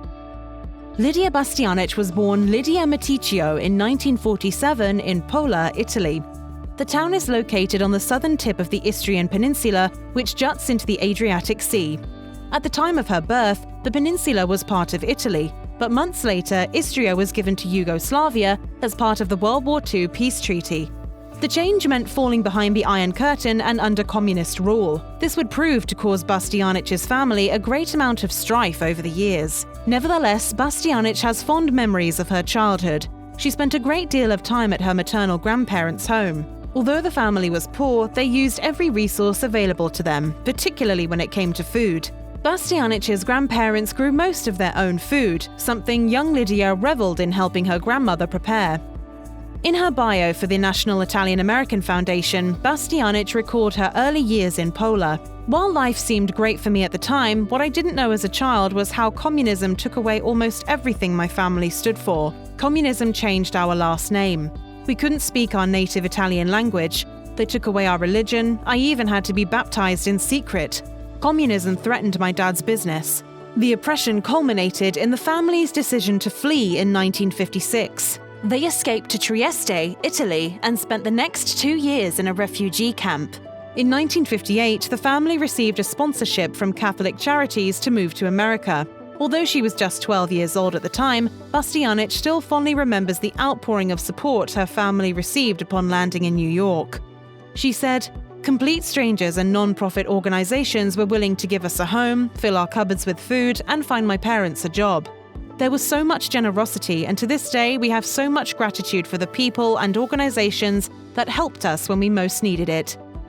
Lidia Bastianich's time at her grandparents' home introduced her to all things food at a very young age. From grinding wheat and growing fruits and vegetables to raising animals and making olive oil, there were few culinary tasks the family didn't undertake. Bastianich told The Pitch, "My grandmother raised, made, cured all the food for everyone in the family. That's what they did every day, tending to the pigs, feeding the chickens. So I was in that kingdom of food. I was connected to food at a very early age." Because of the location of Bastianich's homeland and its political history, the region's food cultures included a vast array of Mediterranean flavors.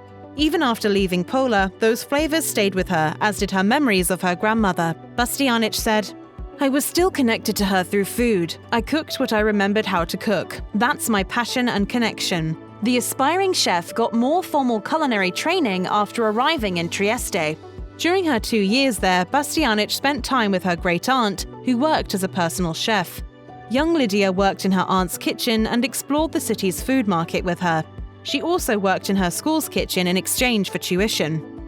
Believe it or not, Lidia Bastianich and Christopher Walken, two masters of their respective arts, have known each other since they were teenagers. Bastianich's first job after immigrating to America was at Walken's bake shop in Astoria, Queens. The owner and operator of the establishment had a son named Christopher, who grew up to become the Academy Award-winning actor we all know and love. The two have remained in touch throughout the decades, and Bastianich has even invited her former co-worker onto her television shows. On her Home for the Holidays special, Bastianich and Walken cooked a scallop dish that the chef named Scallops à la Walken. On another occasion, Anthony Bourdain joined the pair for a Christmas Eve dinner.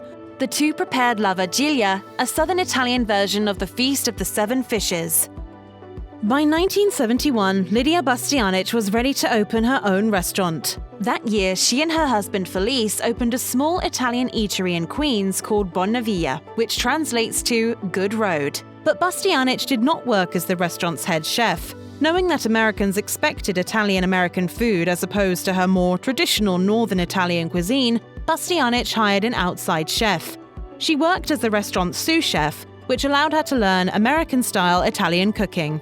We loved food, and we treated it almost like a home, and maybe that's why it was so successful.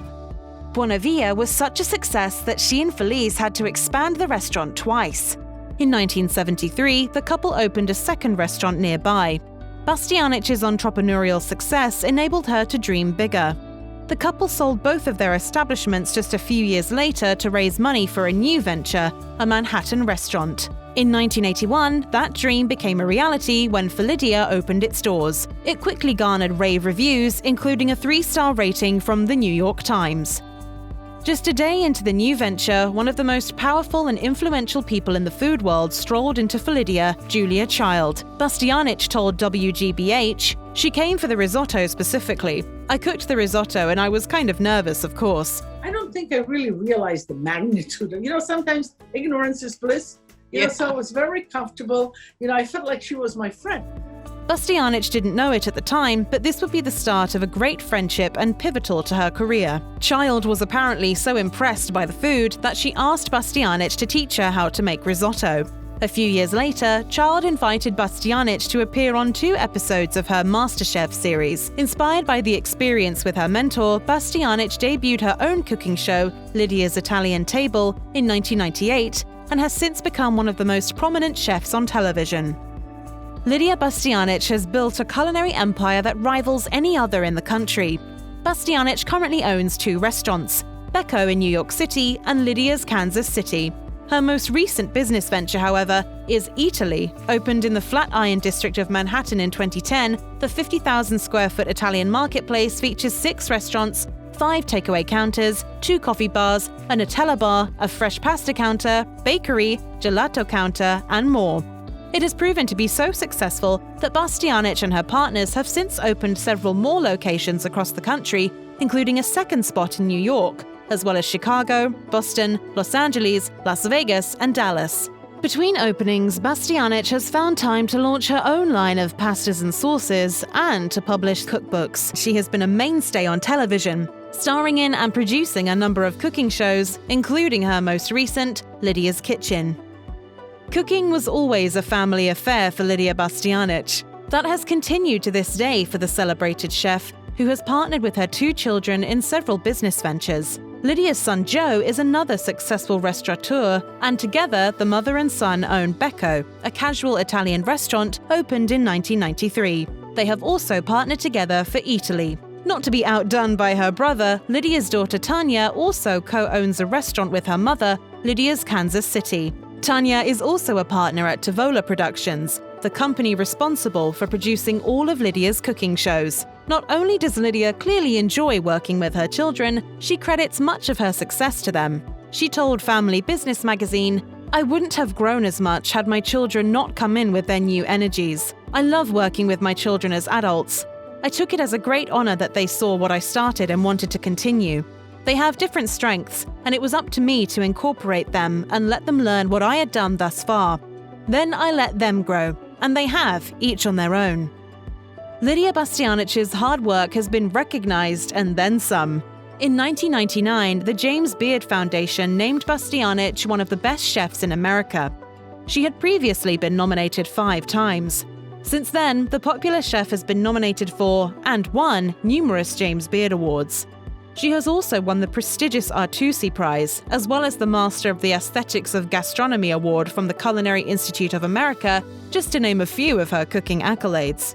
For her work in front of the camera, Bastianich has received the highest award in the television industry. In both 2013 and 2018, she won the Daytime Emmy for Outstanding Culinary Host, first for Lidia's Italy and then Lidia's Kitchen. Her TV job has also garnered her Telly, Taste, and New York Festivals awards. Being a public figure means facing down at least a few controversies, and Lidia Bastianich has had her share of bad publicity over the past few years. Most notably, in 2011, Bastianich was accused of employing an Italian chef without pay. In a lawsuit, the plaintiff claimed that Bastianich hired her as a home attendant under the guise of promising her work in a restaurant. Instead, she allegedly received no culinary experience and no paycheck for 6 years. Although the case was originally thrown out, an appellate court found that Bastianich should have paid her employee. On more than one additional occasion, she and her partners have agreed to multi-million-dollar settlements stemming from lawsuits filed by restaurant employees. In each case, staff claimed that the owners withheld pay. Most celebrity chefs can rattle off a list of pretty impressive people they have cooked for, but you'll be hard-pressed to find one that has prepared a meal for a pope. Lidia Bastianich has cooked for 2 of them. In 2008, she was asked to cook for Pope Benedict XVI. She told Catholic news agency, "I didn't believe it was going to happen. I remember I laughed and said, 'Sure, Monsignor, I would love to, but is that a reality?' It was a reality, and Bastianich wound up cooking 2 dinners for Benedict. The first night's menu included string bean salad, ravioli, risotto, whole roasted striped bass, and an apple strudel dessert. For the second night, the Pope's birthday, Bastianich prepared a beef goulash and cake for dessert. When he was finished and I asked him, I said, "Did you enjoy?" He said, "You know, it was very good. Those were the flavors of my mother." So I kind of got him. Just a few years later, in 2015, Bastianich had the honor of cooking for a second pope. She prepared all of Pope Francis's meals during his visit to New York. Meals included dishes such as house-made burrata, steamed lobster, capon soup, veal medallions, ravioli, roasted striped bass, Concord grape sorbet, and angel food cake. Lidia Bastianich has made sure to share her good fortune. Inspired by those who helped her and her family many years ago, the former refugee has made a point of aiding those in a similar position. She told The Pitch, Along the way, a lot of people helped us. When I was in camp, there was a woman who helped pay for my schooling. When we moved here, Catholic Services found us a place to live. I know what it means, and I appreciate it. So when I see a need someplace, I feel it. Bastianich became the United Nations Association of the USA's first celebrity champion for refugee youth education in 2018. In her role, she supports and raises funds for Adopt a Future, a campaign that works to provide refugee children with an education. Bastianich has also worked extensively with the United Nations Development Fund for Women as the face of the Say No to Violence Against Women campaign. She has worked to raise awareness about female refugees in war-torn Kosovo and helped establish the International Alert Millennium Peace Prize for Women. It seems nearly impossible not to know about or be aware of the pioneer woman, Ree Drummond. New and longtime fans of the pioneer woman likely know she has come a long way in her career. But lately, it seems Drummond is everywhere and that she has really made her mark, whether you're talking about retail stores or her adopted hometown of Pawhuska, Oklahoma. Between her show on the Food Network and her many branded products, Drummond is a force to be reckoned with. The road to Drummond's many achievements arguably began with the story behind her brand and name, which is pretty ironic. As she put it on her own website, "I was literally the last person anyone ever pictured moving to the country. When I announced my engagement to a cowboy, my childhood friends couldn't believe it."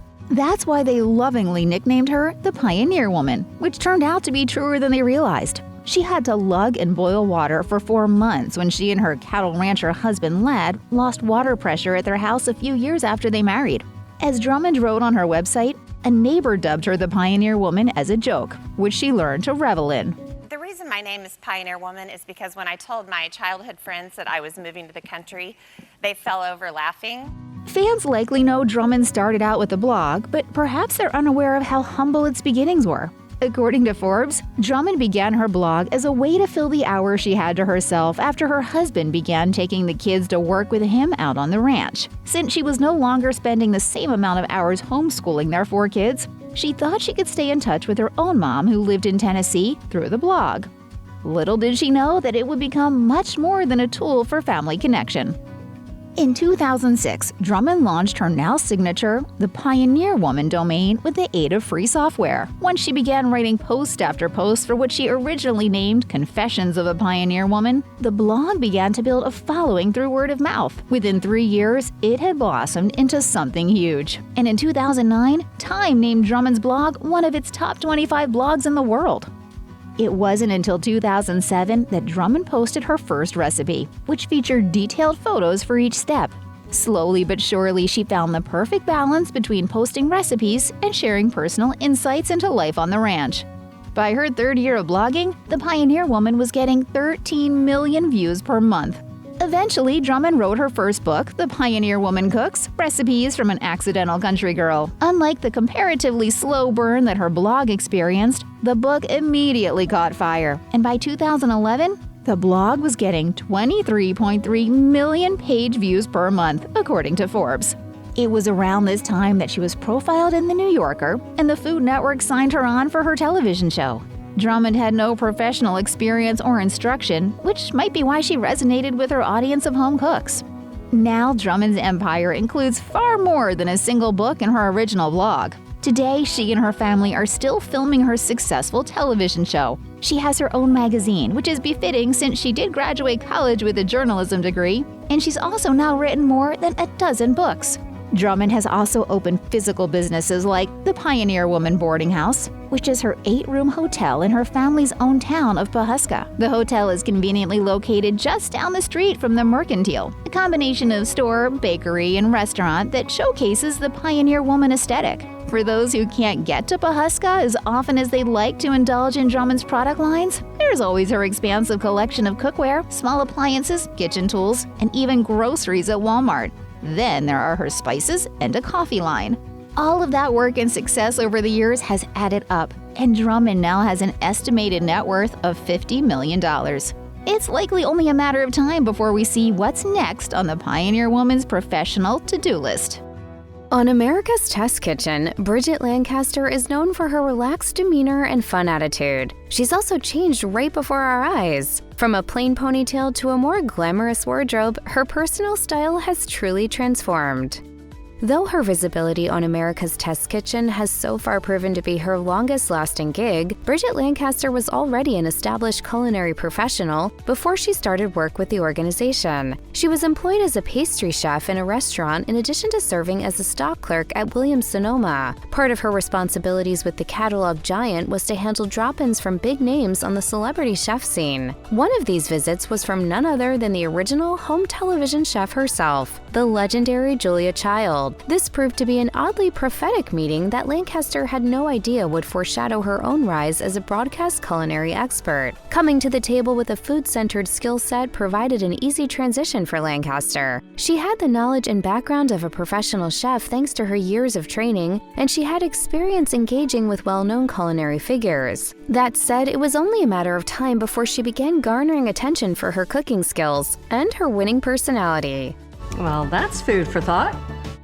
Even before joining up with Christopher Kimball's televised endeavors, Lancaster had earned a place for herself on the crew of Cooks Illustrated, the company's flagship magazine publication. In the very beginning there, Lancaster first served as a test cook, where her job required her to fine-tune recipes in a similar fashion to what she would end up doing on the set of America's Test Kitchen. Today, the magazine arm of Cooks Illustrated continues to publish both in print and online, sharing recipes and techniques to elevate the home cooking experience. However, it's worth noting that Lancaster is no longer a part of that particular side of the company. Beyond Cooks Illustrated, Lancaster was also tapped to help launch and serve as the lead of the recipe development program for the more rural cuisine-focused Cook's Country magazine. This was so successful that she eventually became a host on the televised version of Cook's Country. Her presence expanded quickly, and she became a source of comfort for viewers who needed insight from a trusted expert.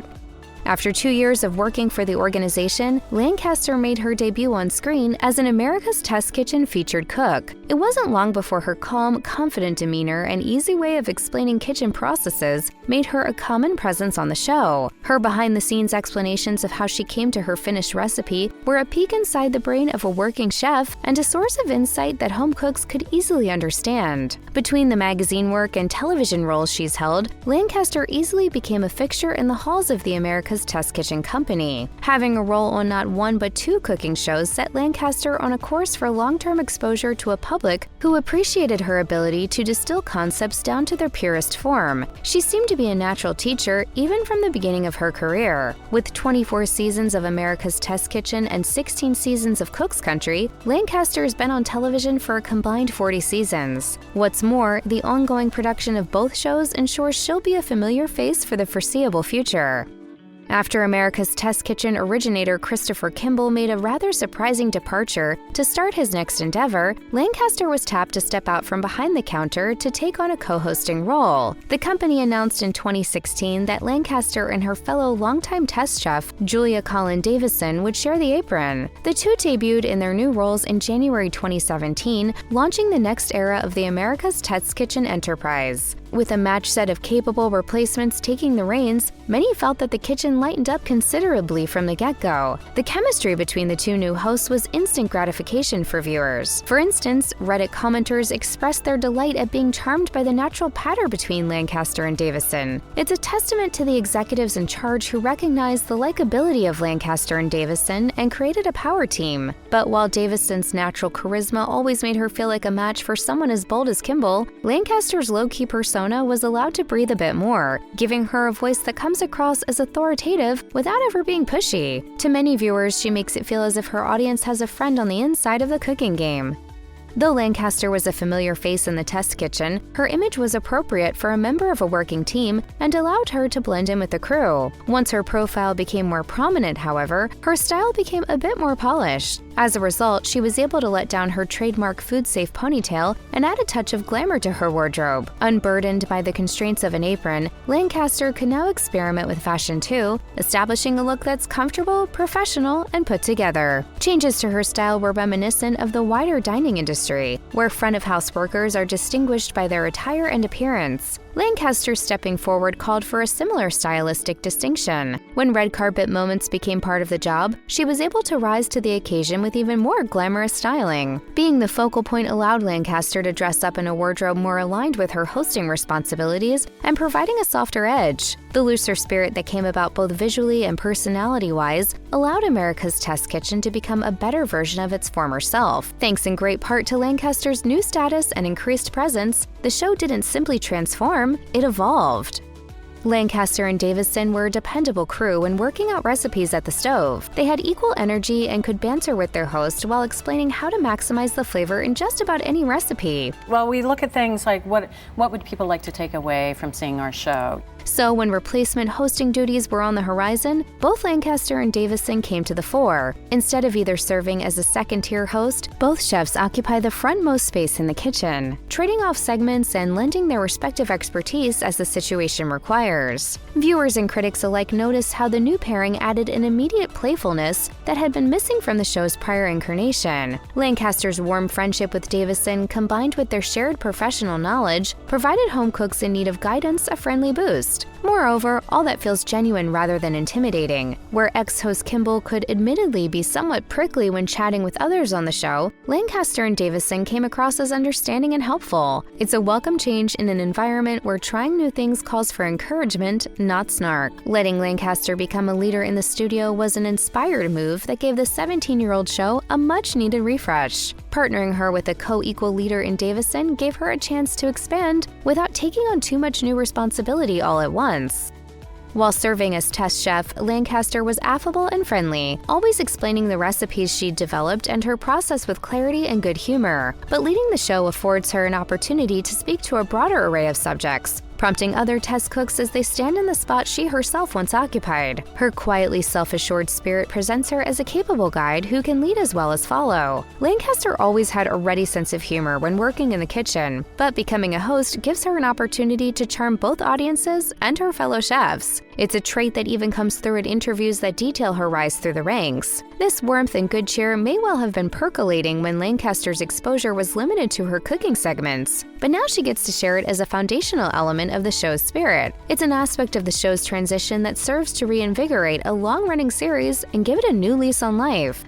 Though being a contributor to the America's Test Kitchen cookbooks came with the territory of serving as a test chef, the reality is that for a long while, Lancaster never had a chance to assemble a cookbook of her own. That changed with the introduction of a partner project with Davison and the launch of their 2017 book, Cooking at Home with Bridget and Julia. The title is an extension of what the two present on the show, a down-to-earth guide for making great food that cooks of all abilities can sink their teeth into. Aside from sharing the co-host's favorite easy-to-recreate recipes, the volume also gives a sneak peek of their lives away from the camera. The two share personal stories and take readers on a behind-the-scenes tour of their off-screen activities. Even with their long-term connection, Lancaster is very expressive about her gratitude at being able to stand beside a talent like Davison. After so many years as part of the Test Kitchen crew, Lancaster reports that she is still able to learn new things from her co-host and dear friend. Seeing their decades of experience wrapped up in book form is a piece of the transformation that gives fans and viewers more access to their trusted television cooking teacher. It doesn't hurt that the book expands the brand into even broader territory too.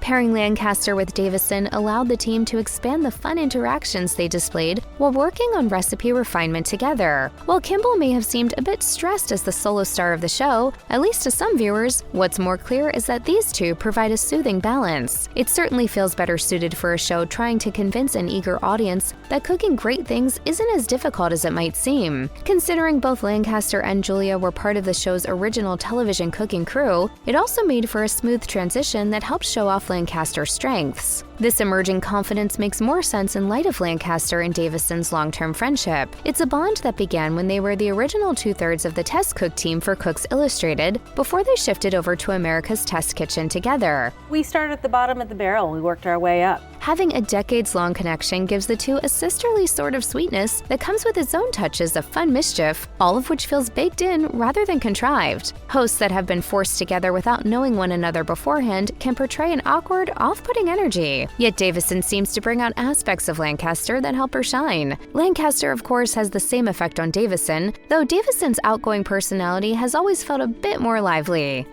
The role of host comes with opportunities for Lancaster to step outside the studio to represent both herself and the America's Test Kitchen brand in a variety of formats and forums. With a few public speaking engagements on her calendar, Lancaster often becomes the in-person face of the test kitchen world. It's at these events that she has the opportunity to chat about her experiences and vast culinary knowledge with hosts, while also fielding questions from audience members. It's a chance for viewers to see this talented host up close and personal. Lancaster has also taken on roles with some distinctly 21st century offerings from the America's Test Kitchen empire. She's the lead chef in the America's Test Kitchen Cooking School, an online academy that offers novice chefs access to instructional videos for self-paced learning. Lancaster also founded and co-created Proof, a podcast available on the company website. Episodes take deep dives into regional dishes and the history of specialty foods and beverages from around the world. With so much exciting activity bubbling all around her, Lancaster has made a stunning transformation that has taken her professional life ahead by leaps and bounds. It isn't surprising, given her long-term dedication to the brand. And with more than 20 years invested in helping America's Test Kitchen succeed on all fronts, it's refreshing to see Lancaster's work pay off. Katie Lee is many things: a popular chef, television personality, cookbook author, and more. What turned this West Virginia native into the TV star that she is today? Here are the details on the stunning transformation of Chef Katie Lee. Katie Lee grew up in a small town amidst a large family in Milton, West Virginia. Her great-grandmother, grandparents, great-aunt, and uncle all lived on the same street. Out of all the members of her family, it was her grandmother, Dora, who was her biggest influence. As Lee said in her heartwarming eulogy for Dora on Instagram, "She taught me how to cook, the idea of balance, to be strong, and she had an unparalleled sense of humor." Lee was just a toddler when she became sous chef to her grandma. She remembers making biscuits with her at the crack of dawn, telling the Huntington Quarterly, "I would get so upset if she started on the dough before I woke up. I would make her start over so that I could help. Biscuits were the first thing I ever made, so I guess, technically, I started cooking at the age of 3. Growing up, Lee learned the farm-to-table concept up close when her grandma would cook whatever her grandpa brought from the farm that day. This practice has stayed with her through the years. As she told the Charleston Gazette-Mail, "When I go to the farm stand and see what's available, that's where I get most of my inspiration." My grandma taught me if you had the best ingredients, you really didn't need to do much to them. All through her school years, Lee showed little enthusiasm towards any sports events, telling the Huntington Quarterly, "I was never athletic. I tried everything, but I just wasn't good. Reading and writing were things I really enjoyed, though. I always had my nose in a book." When she wasn't binging on books, Lee was perfecting her beef stroganoff.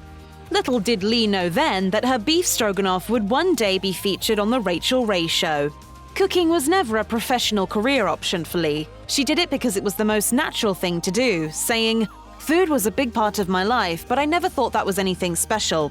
But when she moved out of her home and began college, she realized that not all were as passionate about food as she was, saying, "I couldn't believe it. I just assumed everyone liked to cook as much as I did." Lee double majored in journalism and English at Miami University in Oxford, Ohio, while also taking a few classes on food science. Thanks to her one semester abroad in Italy, she got a peek into the rich culinary culture of Tuscany. After graduating from college in 2003, Lee never worked in the field of journalism, but instead went into cooking. So why didn't Lee pursue culinary studies in the first place? She told the Associated Press, "I never thought I could make a career out of cooking. I thought unless you open a restaurant, there really wasn't anything else you could do." Her first job fresh out of college was as a fishmonger at Jeff and Eddie's, a restaurant and fish market in the Hamptons. Meanwhile, she, along with a friend, launched a website called Olive and Peach that aimed at making people more aware of the food they consume. A chance meeting with rock star Billy Joel changed Katie Lee's life. She and a friend were hanging out at the rooftop bar of the Peninsula Hotel in New York when her night took a turn, saying, "I am coming out of the bathroom, and who do I almost bump into but Billy Joel?" Lee didn't swoon. She hardly knew his musical repertoire, but by the end of the night, another date was sealed. We had this great dinner. Yeah. And we had pasta and white truffles, and he was really trying to impress me. Joel even treated her to a performance at his Broadway show Movin' Out. Following that high-octane night, the duo started dating and eventually got married a year later in 2004.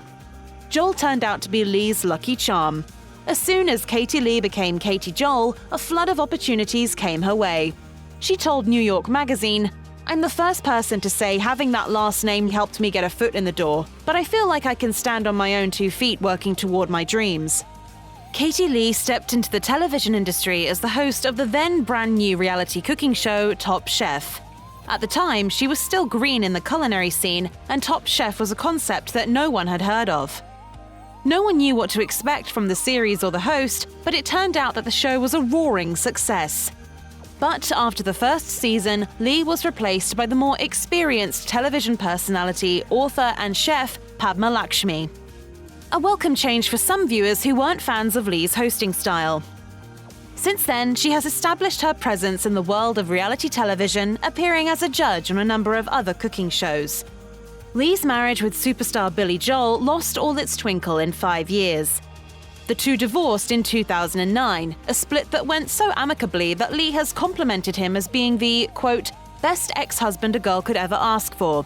According to New York Post, there were rumors that the two split because of Lee's alleged affair with Israeli designer Yigal Azarel. But according to Lee, it wasn't as dramatic as the media reported. Between both of our careers, we started to grow apart and were unable to find a way back to each other. The divorce was tough on Lee, given how it all unraveled in the public eye. She found healing in a sport that was quite strange to her at the time, surfing. Lee had a fear of the ocean when she first began surfing, but wanted to try something different during the difficult time in her life and was ultimately happy she did. If you try something new and conquer a fear, it brings you this whole new sense of confidence. Surfing didn't just help Katie Lee heal, it also pushed her to branch out as a fiction writer. With her background, Lee had the skills, not to mention the years-long intention to pen a novel. But she didn't do it because she often limited herself, thinking that the book had to be about food. Surfing had changed her as a person. She was no longer scared to try something new. As a result, she found herself writing a story inspired by her own life. How did Joel react to it? Lee told Hollywood Life, he thought it was well written. He thought maybe it was a little too chick for him. Lee's protagonist in Groundswell, published in 2011, is a woman named Emma Guthrie. Just like Lee, Emma marries a celebrity, gets divorced, and regains her confidence by learning how to surf. HuffPost reports that the opening scene is set at the Met's Costume Institute Gala, which Lee and Joel used to attend together when they were still husband and wife. After Katie Lee and Billy Joel's wedding, they moved into a posh townhouse in the West Village of New York City. In the first 2 years of their marriage, they bought 2 other properties right by the beach, in Sagaponack, New York. Both of these beach properties were put on the market soon after their divorce in 2009, according to Variety. Lee then sold the West Village house for close to $12 million and went for a fresh start in the Hamptons. She continues to call the Hamptons her home, according to Closer Weekly. Lee, whose job has always revolved around creating and tasting recipes, knows that her job is full of temptation, telling Health, "There's food everywhere, and even off-camera, there's craft services where you can just walk by and grab a handful of chips." So how does Lee stay fit? Self-restraint, some discipline, and a ton of vegetables and fruits. Lee starts off her day with exercise. As she told Hamptons, it can be anything from a power walk with her pet dog Gus to an online fitness class. She prefers working out at home to hitting the gym. Obey, an app that offers live fitness classes that can be streamed from anywhere, was especially well suited to her travel-heavy lifestyle, with Lee saying, "I liked it so much, I invested in the company actually." In 2018, she even transitioned from a workout subscriber to a trainer on Obey, announcing on Instagram that she was asked to teach a class. Despite her routine, Lee, like so many other people regardless of fitness level or body shape, had to deal with insecurity, telling Health, "I just try not to beat myself up. I always remind myself that I'm healthy, and that's the most important thing." After her divorce, Lee started hosting a series called Beach Bites with Katie Lee. Lee's professional career was on track, so she didn't think much about her personal one, telling Health, "I kinda thought I never want to get married again." But Cupid had different plans. Lee first met producer Ryan Beagle on the set of her beach-themed show in 2016. Though Lee was seeing Beagle for the first time, he already knew of her. She told Health, "He told me later that he'd seen a TV segment of me promoting my last cookbook, and he was like, 'I'm gonna marry that girl.' I was his crush." Lee and Beagle became friends and began to enjoy each other's company. As Lee explained, "The more time I spent with him, the more I thought, this is the kind of life I want to live. Forget the love stuff. I really like him too." After a romantic proposal in Paris, it only took a couple of months for the lovebirds to tie the knot at Lo Scoglio on Italy's Amalfi Coast, the place where they fell in love. Lee and Beagle had planned to start a family soon after their wedding, with her admitting on Instagram, "I naively thought it would be easy." But the reality was far from it. When it was clear that they wouldn't be able to have a baby the old-fashioned way, they moved on to fertility treatments. This unforeseen issue took Lee by surprise, as she was scrupulous with her health and fitness routine. She wrote in an Instagram post, "We were trying. I had to have surgery to correct a problem, got an infection, then I was so run down I got shingles." Finally, the couple decided to give in vitro fertilization a shot, but sadly, the first attempt was unsuccessful. While the whole process was emotionally draining, what also didn't help was the barrage of comments from fans. As Lee wrote in her Instagram post, "I get comments saying I look like I've gained weight, so I must be pregnant. I finally responded that it's not okay to comment on a woman's body and you never know what someone is going through." The arduous journey fortunately had a happy ending. Lee announced her pregnancy in February 2020. For Lee and Beagle, it was one challenge after another. At the time they announced their pregnancy, the whole country went into lockdown because of the coronavirus pandemic. Lee told Babe Hatch, "We're taking life one day at a time, and instead of worrying about the future, I'm focusing on what I can control in the present to keep us safe and my anxiety to a minimum." The lockdown, as it turned out, was also a blessing in disguise, as it gave both of them the opportunity to stay close and embrace the journey together. Lee continued to co-host The Kitchen from home as well. Luckily for her, she had her husband, a TV producer, right by her side to ensure the at-home shoot went smoothly. The show was quite an integral part for the couple through the lockdown. Their baby girl, Iris Marion Beagle, was born in September 2020, with Lee telling People, "I just love being a mum. I knew that I was going to enjoy it, but I had no idea that I would do this much. My favorite thing is getting her up in the morning, going in there and seeing her little face smiling." Chef Cat Cora is now a staple of food television and writing, but it wasn't always that way. Here's how Cora went from a small-town girl to a world-famous celebrity chef.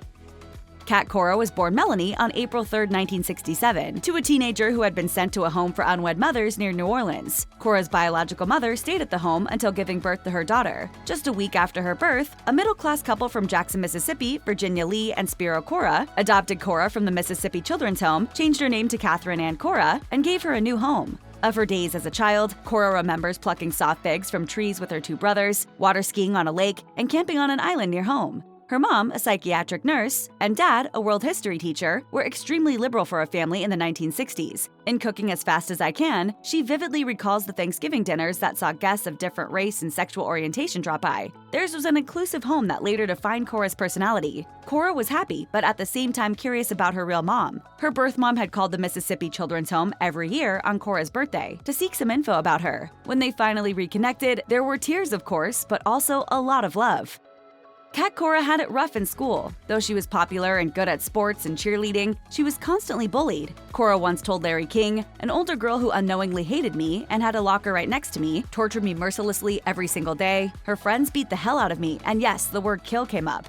As if being bullied wasn't enough to deal with as a teenager, Cora was also struggling to accept and be accepted for her sexuality. All through her school years, she had to hide the fact that she was gay. This meant that she couldn't even truly express her feelings for her first love at 17. As she said to Larry King, "I was born in the 60s in Mississippi. I was also born gay. I tried to pray it away at church every Sunday like a good Christian girl from the South. I wanted so badly to be straight like my friends. But if experience has taught Cora anything, it is that she deserved to live her true life and, quote, be accepted with love and compassion." She later came out to her loving and supportive parents at 19.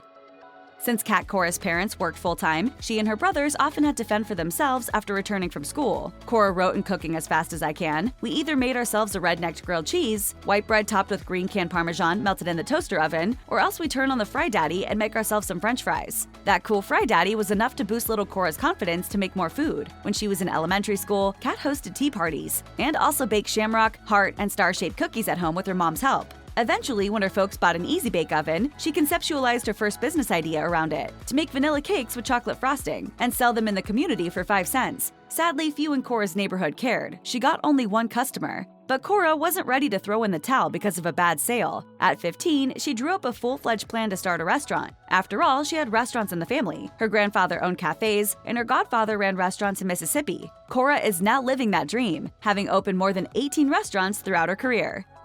Cat Cora didn't doubt her love for cooking, but she was in a haze about how to pursue it. She had studied exercise physiology and nutrition at the University of Southern Mississippi and was planning to do pre-med. However, there was one small hitch. Cat loved cooking too much, so she got a job at Nick Apostle's, a 5-star restaurant in Jackson at the time. Cora told the Sip magazine, "I started waiting tables, bartending, doing anything I could to get my foot in the door. She even tried to start her own restaurant, though that first attempt fizzled." At this point, Cora realized she needed a break. She was a fresh graduate with a lot of saved money who didn't have a clear career objective yet and sought answers. She was, therefore, a perfect candidate for a backpacking trip to Europe. A 4-month tour around Europe only cemented her desire to be a chef. The final push came at a book signing event where Cora met Chef Julia Child and was lucky enough to get a one-on-one with her. That conversation was the turning point for Cora. You pay it forward like I'm doing for you right now. Just a lot of words of wisdom, and you must go to the Culinary Institute of America because it's the Harvard of culinary schools. The day after talking to Julia Child, Cora took the food icon's advice and applied to the prestigious Culinary School of America. Being the first in anything always has a story of resilience attached to it. Cat Cora's is no different. She was the first woman to be inducted into the Culinary Hall of Fame by the American Culinary Federation, and the first woman to be an Iron Chef in the Food Network series of the same name. I always love being the first at something.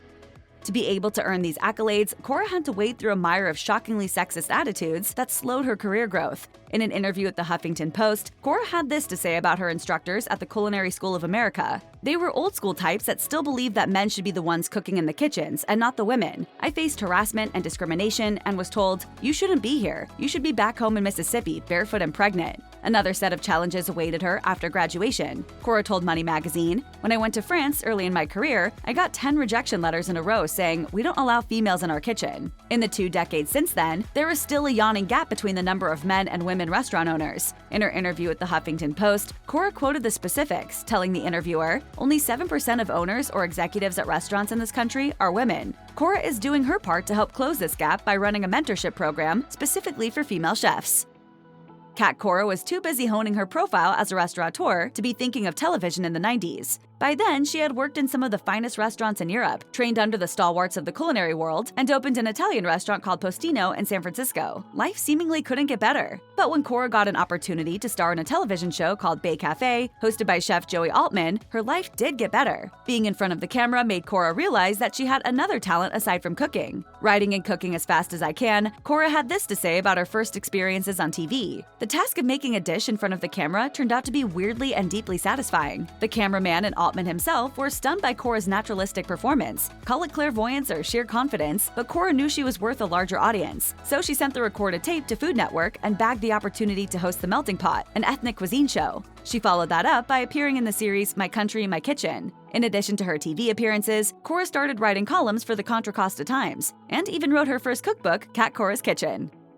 When Cora became an Iron Chef in 2005, she was the first and then the only female to be so. Being on Iron Chef for Cora was more than just being on a cooking competition. The reality show, which requires as many culinary skills as physical fitness and mindfulness, helped Cora prove that, quote, "women can cook as hard and fast as men." Cora competed on Iron Chef for almost 6 years and appeared in 12 seasons. It was only in season 11 that another woman Iron Chef, Alex Gornishelli, came into the picture. In the afterglow of the success that came with Iron Chef, Cora hosted Around the World in 80 Plates and judged My Kitchen Rules alongside Chef Curtis Stone. She stayed away from competing for a decade before jumping right back in with Food Network's bracket-style contest Tournament of Champions in 2021.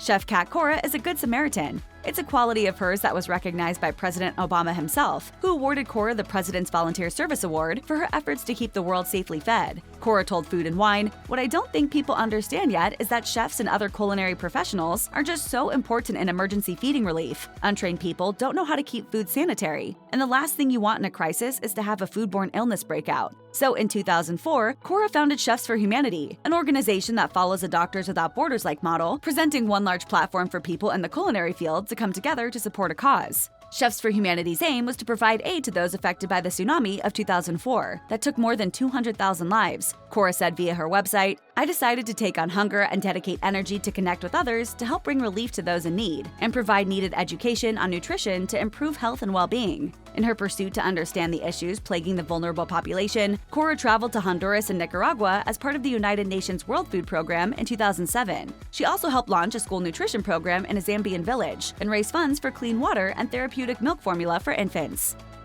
Kat Cora and her first wife Jennifer's relationship seemed right out of a fairy tale. The two were together for 17 years and married for 2, during the span of which they had 4 boys. So it was a shocker for those who had been following their love life when Cora announced their split in 2015. Cora told People, "It is with great sadness that after 17 years, a tremendous amount of work, careful consideration, and heavy hearts, my wife and I have mutually decided to no longer remain married." Cora's married life had started falling apart in 2015, with the chef alleging that her partner wanted to destroy her life. Cora told Page 6, "It's cyberstalking, mental and emotional distress, and abuse." Cora claimed that though they had officially divorced each other, Jennifer had continued to harass her. In 2020, per Page 6, Cora even filed a petition for a restraining order against her ex-wife.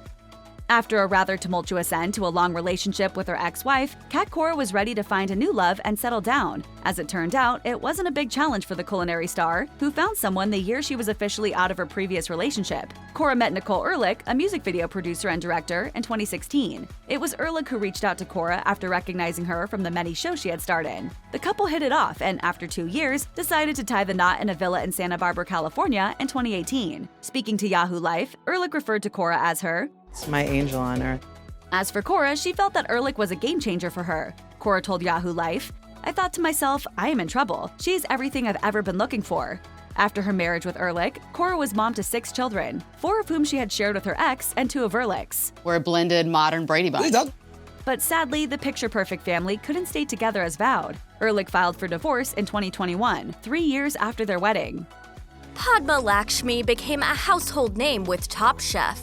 From model to cookbook author to business mogul, it took a great deal of brains and determination to get Lakshmi to the top of the fashion and cooking worlds. So how did Padma Lakshmi become the face of food television? Padma Lakshmi was born in Chennai, India, and was just 2 years old when her parents divorced. Divorce was stigmatized in India at the time, so in order to get away from the hostility, Lakshmi's mother moved to the United States where she worked as a nurse. Lakshmi initially stayed behind in India with her maternal grandparents, but at 4 years old, she flew halfway around the world to join her mother. You left India early, though, right? I did. I left when I was 4. My mother had a very turbulent arranged marriage. She came to New York. The pair settled in New York City, a move that would prove extremely beneficial to Lakshmi's future. While growing up in her new melting pot home, Lakshmi regularly ate foods she had never tried before, which helped create her lifelong love affair with food. Lakshmi would eventually move to Los Angeles with her mother and stepfather, and she visited India each year to see her family. We've seen her enjoying every type of meat under the sun on Top Chef, but Lakshmi was raised on a strict vegetarian diet, or as she described it, a lacto-vegetarian Hindu Brahmin diet. Lakshmi told NPR that her diet consisted of plenty of beans, lentils, and vegetables as a child, and she didn't start eating meat until she was a teenager. Although she is no longer a vegetarian, Lakshmi does try to stick to a plant-based diet whenever she's not eating Top Chef contestants' dishes. The former model told HuffPost about her diet, saying, "It makes your skin more beautiful and affects your hair, your eyesight, all of those things." According to Distractify, Lakshmi is such a proponent of the plant-based diet that she keeps suggesting an all-vegetarian season of Top Chef. One of the most transformational moments in Padma Lakshmi's life occurred when she was just 14. During a car ride with her parents, the vehicle suddenly went off the freeway and fell 40 feet into an embankment. All 3 passengers survived, but Lakshmi suffered a fractured hip and shattered right arm. The surgeries after the accident left her with a 7-inch long and 1/2-inch wide scar on her upper arm. For a long time, Lakshmi was self-conscious about the scar. She would often cover it with makeup and even perfected a cross-armed pose that hid it. In an essay for The Guardian, Lakshmi detailed how she was sure the scar would ruin any chance she had at becoming a model. She wrote, "Now that I had a caterpillar of scarred skin crawling down my arm, it seemed ridiculous to imagine that any agency would be interested in such an imperfect specimen." But the scar would help Lakshmi elevate her modeling. She got noticed by famous photographer Helmut Newton, who helped take Lakshmi's career to another level. She told Playboy, "He loved my scar, and by extension, he made me think differently about myself. All of a sudden, it was something to celebrate, or at least not to be ashamed of. Everything in life shapes you." After she caught the eye of legendary photographer Helmut Newton, Padma Lakshmi's modeling career quickly took off. She began modeling for well-known luxury brands including Armani, Versace, and Ralph Lauren, and worked in the fashion capitals of the world, including New York, Milan, and Paris. Lakshmi also became known as India's first supermodel. Lakshmi has mixed feelings about her time in modeling, according to PBS NewsHour. It allowed her to travel and see the world, but her modeling career never felt personally rewarding. Lakshmi said, "I know that my looks are really the alchemy of my parents' genetics and have little to do with me or any accomplishment of my own." Padma Lakshmi's modeling career eventually led to auditioning for acting roles. It seems like a natural next step, considering she studied theater and American literature in college. Lakshmi appeared in a few Italian television series before nabbing a role in the Mariah Carey movie Glitter. Though it's widely considered one of the worst movies of all time, Lakshmi has no shame about taking the job. She said, "Oh, the money. Had Steven Spielberg called me with the script to a modern Citizen Kane, I'd have done that. But as an actress starting out, you don't get to choose. The thing is, it was fun. What's important to know about Mariah Carey is that nobody can sing the way she does." Lakshmi had bit parts in a few other movies and television shows after that, but eventually she left acting behind for greener pastures. Padma Lakshmi entered the field that would eventually make her a household name when she published her first cookbook, Easy Exotic, a model's low-fat recipes from around the world in 1999. The transition from modeling to cookbook author may seem like an odd one, but Lakshmi had been preparing for it most of her life. According to NPR, she would carry a notebook with her to jot down recipes for relatives' dishes, and spent any extra money she had on cookbooks. To get her book deal, she cooked one of her recipes, put it in a Tupperware dish, took a flight to New York to her publisher's office, and told the executive to eat it that night. The rest is history. The cookbook would become a bestseller and win the Best First Book Award at the 1999 Gourmand World Cookbook Awards. In 2007, Lakshmi released her second book, Tangy Tart Hot and Sweet, a collection of simple, sophisticated international recipes. Though she had built a successful career as a model, author, and host, Padma Lakshmi didn't really hit it big until 2006, when she took over hosting duties on Top Chef during its second season, replacing original host Katie Lee Joel.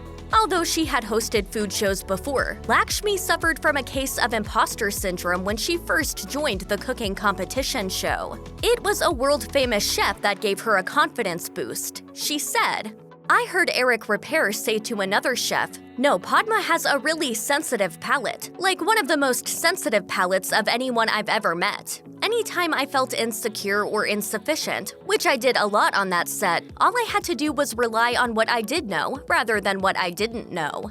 Hiring Lakshmi proved to be a good move for the show. Ratings increased during her first season hosting, and Top Chef was nominated for an Emmy. 3 years later, the show took home the award.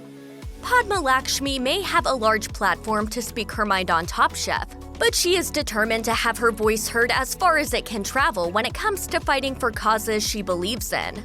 Lakshmi has never been shy of throwing her support behind those she feels have been disenfranchised, including immigrants like herself and refugees. Equal rights means equal rights for everyone in our country, even those who are not necessarily citizens.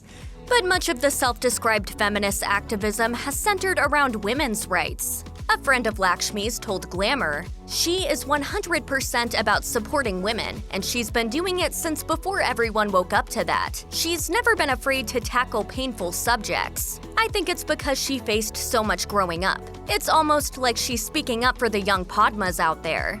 Lakshmi's efforts include walking in the 2017 Women's March on Washington and working with the American Civil Liberties Union and the Center for Reproductive Rights. If there's anything we've learned about Padma Lakshmi, it's that she is far more than a pretty face. She has the brains and business savvy to match. In fact, it's hard to keep track of just how many business ventures Lakshmi has on her resume. In the culinary world, Lakshmi has continued to write about her life and food. In 2016, she published a food memoir entitled Love, Loss, and What We Ate, which became a New York Times bestseller and won the Best Lifestyle, Body, and Soul Award at the Gourmand World Cookbook Awards. That same year, she also released the Encyclopedia of Spices and Herbs. Lakshmi also owns Padma's Easy Exotic, a line of frozen rices, lentils, and other international foods. Lakshmi has been pretty busy outside of the kitchen too. She started her own home decor line called the Padma Collection, created a capsule collection with MAC Cosmetics, and introduced her own jewelry line for HSN. And to add to her TV credits, Lakshmi launched a Hulu show, Taste the Nation, in 2019. The biggest transformation in Padma Lakshmi's adult life was when she gave birth to daughter Krishna Thea Lakshmi in February 2010. Krishna's father is Adam Dell, the brother of Dell Inc. founder Michael Dell. He and Lakshmi have had their ups and downs over the years. The year after Krishna was born, Dell sued Lakshmi for full custody, but the couple are now reconciled and share custody of their daughter. Krishna takes after her mother in the kitchen, Lakshmi told People. Krishna has her own mortar and pestle. She just sits on the counter with me and actually helps. She is much better than me at rolling out dough because she has these little delicate fingers and she can get the dough really nice and even and flat. She's a great cook. Another thing mom and daughter have in common, an attraction to the limelight. Krishna takes music lessons several times per week and wants to be a pop star. But Lakshmi, like a true mom, says she wants her daughter to go to college first. A battle with polio, multiple proposals from her husband, and a tragic loss. You didn't really think you knew everything about Mary Berry, did you? It didn't take long for Mary Berry to discover her love for baking. This fateful awakening occurred as a schoolchild, and not because Berry was immediately drawn to cooking, but instead was due to the fact that she wasn't a particularly good student in any other subject. According to the biography Mary Berry, the Queen of British Baking, young Berry struggled with traditional school subjects like math and Latin, but one teacher noticed Berry's skill at cooking in her domestic science course. As Mary recalled in the book, "It was all could try harder until I gave up Latin and maths and went to the domestic science department. Miss Date was the teacher, and she was wonderful. Miss Date praised me, she helped me, she encouraged me." Berry excelled in the course and has never looked back. Berry even remembers the first thing she cooked in school. It was a dessert, of course, a treacle sponge pudding that, according to the Telegraph, was so good that Berry's father compared it favorably to her own mother's recipe.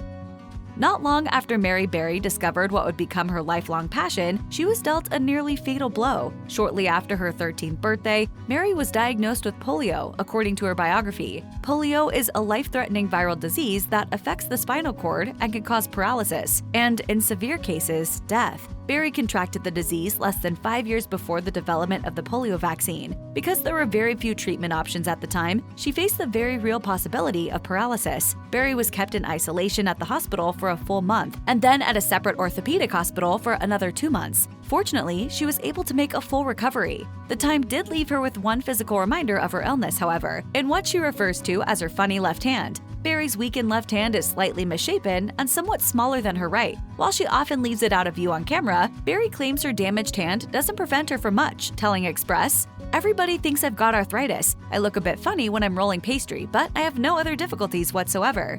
Her childhood disease also led her to enthusiastically support the COVID-19 vaccine, saying, "If you're in a hospital like I was, with people in calipers, people in pain, I think everyone should take the vaccine." As Metro reports, Mary Berry continued her culinary training at the Bath College of Domestic Science, where she studied catering and institutional management. After graduating, she got a job with the local electricity board, which meant that she would travel to customers' homes to demonstrate how to use ovens. It was during this time that Berry was able to convince her boss to sponsor her for a month-long course at the prestigious Le Cordon Bleu Culinary School in Paris. As fortunate as Barry was to have this opportunity, it wasn't an easy experience. Classes were taught in French, and although the tuition was paid for, Barry still had to finance room and board, which was a challenge. According to Express, she stayed at a hostel and ate only baguettes during her time in the City of Light. She completed the course, however, and even went on to gain acclaim from her old school. In 2012, Le Cordon Bleu reported that Barry had received an honorary diploma from the culinary school.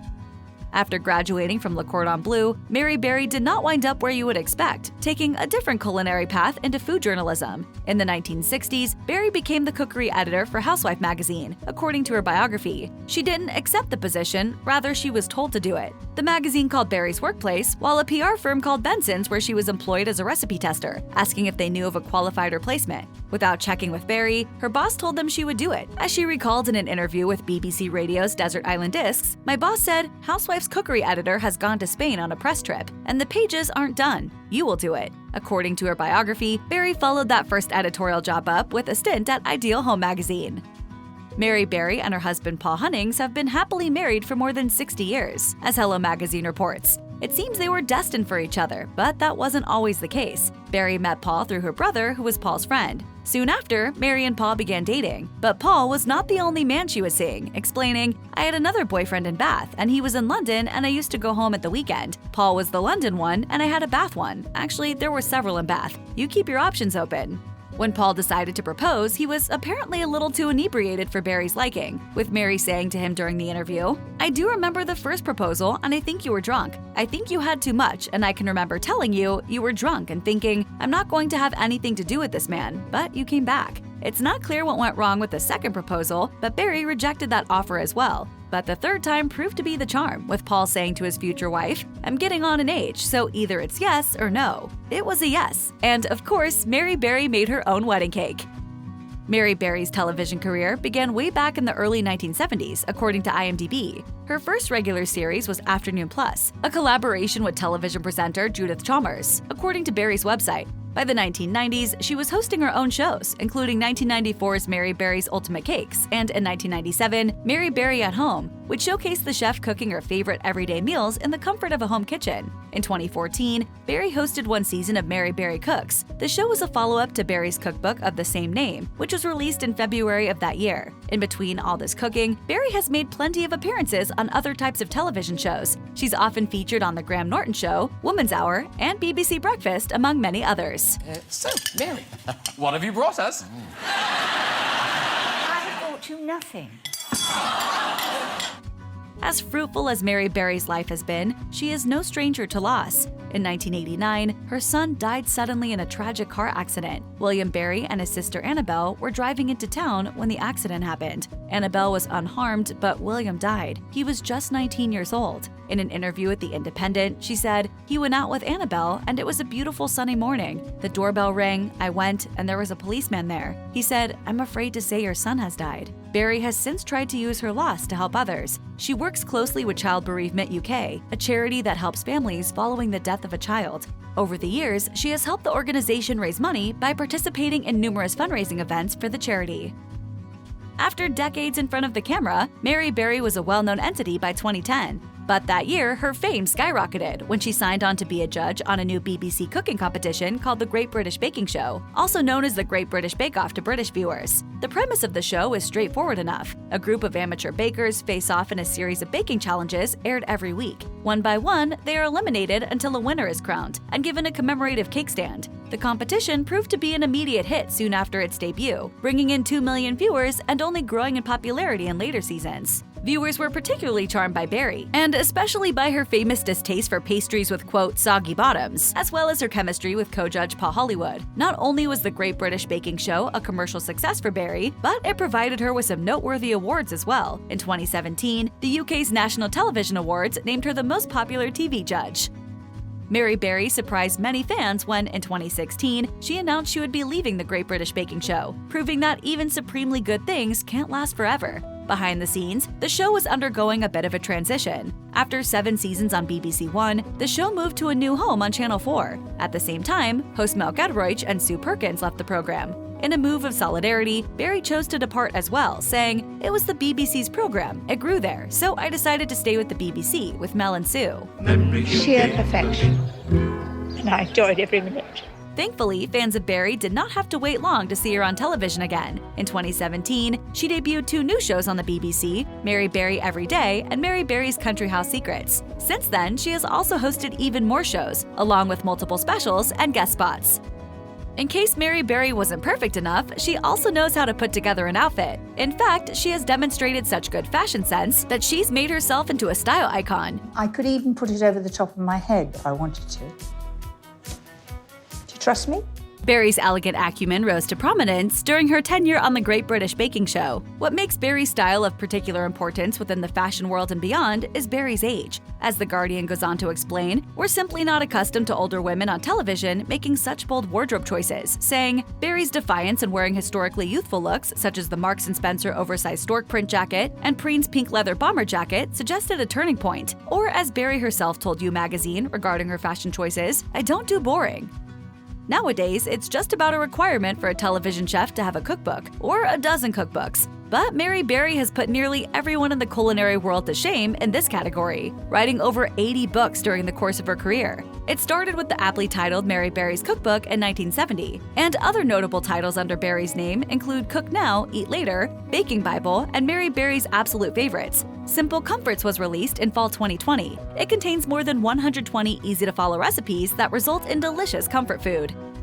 It's always an honor to be recognized for your work, and Mary Berry has certainly received her fair share of acknowledgments. In fact, she has received the highest honors Britain can bestow on one of its citizens. Per the BBC, in 2012, the chef was named a Commander of the Order of the British Empire. As the Gazette explains, this is the second highest order of the British Empire Award. The CBE is given to an individual who has shown distinguished and innovative work in any one particular field. So you know this is a pretty big deal for Berry and other CBE honorees. If that wasn't enough, in 2020, the BBC reports that Berry received damehood, thus giving her the official title of Dame Mary Berry. As she told the BBC, "When I was first told that I was going to be a dame, you don't really believe it. Then it's so exciting and you feel very proud." Sticking to her humble nature, Berry said that the award, while a huge honor, won't really change her, telling the BBC, "Being a dame is going to make no difference at all. I suppose it will be on the envelopes, won't it, when people write to me, but I'll still be the same person." Model? Stockbroker? A crusade against Halloween? You know the chef, what about the rest? Growing up in Nutley, New Jersey in the 1950s, a young Martha Stewart had aspirations to go to a good college but needed to find the means. A natural looker with poise to spare, she began modeling to pay her way through New York's prestigious Barnard University. Stewart told Today's Jill Martin, "I was one of 6 kids. We were taught to work. We were encouraged to pay our own way, and we all did." She was far from the average catalog mannequin. In her modeling heyday, Stewart shot campaigns for Clairol and posed in haute couture for Chanel. She made up to $50 an hour, which was a pretty nice income at the time. And she's been taking care of business ever since, proudly telling fellow mogul Oprah Winfrey, "I relish a feeling that I can write a check without worrying, choking, or fretting. And that's how I've always approached my jobs. There had better be a pot of gold at the end of the rainbow, because getting there is really hard." A lot of Martha Stewart's business savvy comes from the 7 years she spent as a New York stockbroker. After marrying husband Andrew Stewart in 1961, she reportedly took advice from his father and got a job working downtown at the stock market. Unsurprisingly, Stewart was a whiz with numbers. But as the only woman at her firm in what was still a very male-dominated industry, she had to fend off plenty of unsavory advances. Stewart told Harper's Bazaar in her profile, "You saw the movie Wall Street? I lived it. I mean, every man on Wall Street was trying to get you. Every man was trying to touch you in the cab. We had martinis for lunch." As always, however, Martha kept her eyes on her paper, telling the outlet, "You had to keep your cool and just do your thing and brush them away." Nearly 4 decades later, a poor stock trading decision in 2001 led to Martha Stewart's infamous financial scandal, landing her in federal prison. In 1965, Stewart gave birth to her only child, her daughter Alexis. And while she's built her empire as an expert of the home, Stewart's own household was surprisingly cold, unfun, and fraught with tension, according to her kid. In a 2011 book entitled Whateverland, Learning to Live Here, Alexis Stewart describes a stressed-out childhood scarred by her mother's lack of caring. She grew up with no Halloween costumes, no snacks, and the constant pressure of perfectionism, Alexis claimed. It was dirty laundry for sure, but Martha Stewart, as always, took it in stride, noting that Alexis, by then a mom herself, had turned out just fine. Stewart remarked on her daytime talk show, "I must have instilled in her some actually good habits." In recent years, mother and daughter appear to have reached a mutual understanding. Speaking to People in 2020, Stewart shared that while their relationship has been difficult, she knows Alexis would, quote, do anything for me. Disillusioned with the big city, Stewart and her family moved to the Connecticut suburb of Westport, purchasing a farmhouse complete with its own barn. She had grown tired of Wall Street but wasn't sure what to do next. Stewart had spent years entertaining clients and used this experience to transition to a catering business. After placing an ad in a local paper, Stewart then found herself preparing blindly for a wedding for 300, according to Entrepreneur magazine. We all know how that turned out. Stewart ended up launching her first company, The Uncatered Affair, and setting up a local prepared food shop called The Market Basket. Through contacts, she was tapped to write magazine columns. Then, in 1982, she released her first cookbook, Entertaining. Following its release, several critics accused her of lifting her recipes, an allegation that continued to follow her for years. True to form, Stewart brushed it off, reportedly saying, "I don't know why, as a cookbook author, I have to be so controversial. I'm writing beautiful books that bring so much good and enjoyment to people. What's wrong with that?"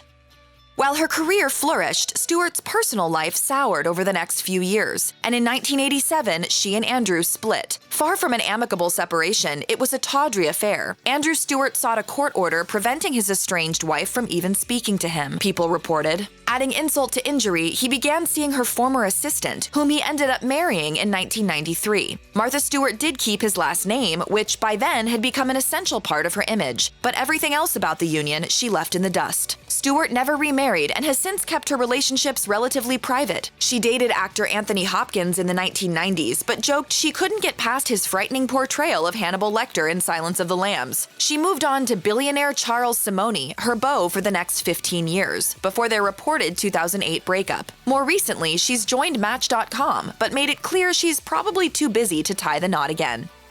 Stewart's career ascended quickly, with her first magazine, Martha Stewart Living, hitting stands in 1990. 2 years later, she jumped from the page to the airwaves, launching her first television show, Martha Stewart Living TV, as a syndicated series. In each episode, Stewart took viewers through the basics of finer home care, including cooking demonstrations, decorating tips, and creative entertaining ideas. It solidified her role as America's domestic connoisseur, a title she says she's never approached lightly. Stewart told Oprah, "I think baking cookies is equal to Queen Victoria running an empire. There's no difference in how seriously you take the job, how seriously you approach your whole life." She amassed a loyal fan base who tuned in regularly for her expertise. 10 years later, her show was snapped up by the Hallmark Channel, which blocked off over 2 hours each weekday for original Martha Stewart programming, along with daily repeats. 2 years after that, however, Hallmark canceled the series, citing its high production costs. Without missing a beat, Stewart took her show to PBS. Kylie who? Years before anyone had heard of the Kardashian-Jenner clan, Martha Stewart made history as America's first real self-made female billionaire. In 1999, she took the conglomerate she had formed, Martha Stewart Omni Media, and went public, instantly tripling her net worth and earning her $1.6 billion with the opening ring of the stock market bell. Her only regret, she later told Business Insider, was not taking a minute to go on a well-deserved shopping spree and pick herself up a thing or two. A year later, however, Stewart did treat herself to a $15.2 million 152-acre home in Katona, New York, where she now rubs elbows with neighbors Blake Lively and Ryan Reynolds. According to records, the expansive property features several structures where Martha lives, works, and entertains. Martha's world came crashing down when New York State prosecutors learned of a December 2001 tip she received about the pending approval of a new cancer medication. Told by the company's founder that the FDA was set to decline the medication's approval, Stewart allegedly dumped her stock. In the eyes of the law, that's considered insider trading, a crime that she, her stockbroker, and the medical company's founder were all later charged with. Still, Stewart expressed doubt a judge would actually throw the book at her. She thought wrong. Convicted of all 4 charges, she was sentenced to 5 months in prison, followed by 5 additional months of home confinement. The world was shocked and the national headlines blared. The celebrated face of American home etiquette was headed to jail. While also forced to step down from the board of her company, Stewart solemnly proceeded with her punishment, requesting to begin her prison sentence immediately in order to, quote, "put this nightmare behind me." Once done with her prison sentence, Martha Stewart's career was a bit radioactive, and it took several years for her to get back on her feet. It was Donald Trump, of all people, who gave her a fresh start, offering her a spin-off of his hit reality competition show, The Apprentice. The 2005 version, The Apprentice Martha Stewart, not only put her back in the public eye, but it also offered a friendly, more accessible version of her old self. Stewart even poked fun at her time in the slammer, demonstrating some of the prison dishes she whipped up while behind bars. Stewart wasn't the only person to benefit from the show's success. A then unknown aspiring chef named Bethany Frankel placed second. After being cast on The Real Housewives of New York, Frankel is now arguably the most successful star the Bravo franchise has ever seen, reportedly selling her Skinny Girl liquor and food brand for a reported $100 million. In 2013, the relationship came full circle when it was Stewart's turn to appear on Frankel's daytime television talk show. Stewart told Frankel, "You were a pest. You were a pest." She was. Now you can be that. You're the host. Martha Stewart's cheeky new persona really got people talking at the 2015 Comedy Central roast of pop star Justin Bieber. To pretty much everyone's surprise, Stewart more than held her own. She was, in fact, the unexpected hit of the night. Poking fun at both her own time in prison and Bieber's own recent run-ins with the police, she dryly told him, "I've been in lockup and you wouldn't last a week."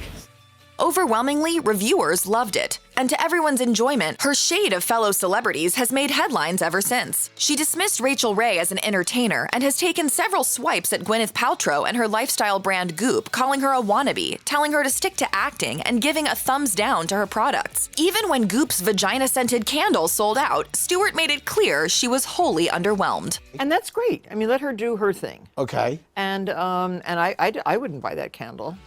One celebrity she did hit it off with? None other than the Dog Father. Stewart and Snoop Dogg struck up an unlikely friendship in 2008 during Snoop's first appearance on her former daytime talk show. Flattery was traded over the years through events, interviews, and social media, and in 2016, they finally came together for the VH1 series Martha and Snoop's Dinner Party. Called a national treasure by Eater, the loosely formatted series showcased the star duo hosting dinner for various celebrities. Sometimes they'd cook, sometimes they'd eat. Most of the time, they drank cocktails, got their buzz on, and bantered. Not only was the show a delight, but the friendship also opened a new revenue stream for Martha Stewart. Her friend Snoop, after all, a notorious toker, sparked her interest in the cannabis industry and inspired her new line of CBD products. As for Snoop, he's bragged that Stewart is tougher than some of the biggest rappers on the street. Apparently unimpressed with the antics of Tekashi 6ix9ine, who received a shorter prison sentence in return for giving up information about his co-conspirators, Snoop reminded everyone via Instagram, "I invite you all to remember, Martha Stewart snitched on not one soul during her trial. Baby girl kept it 10 toes down and ate that prison sentence by herself like the true baddie she is."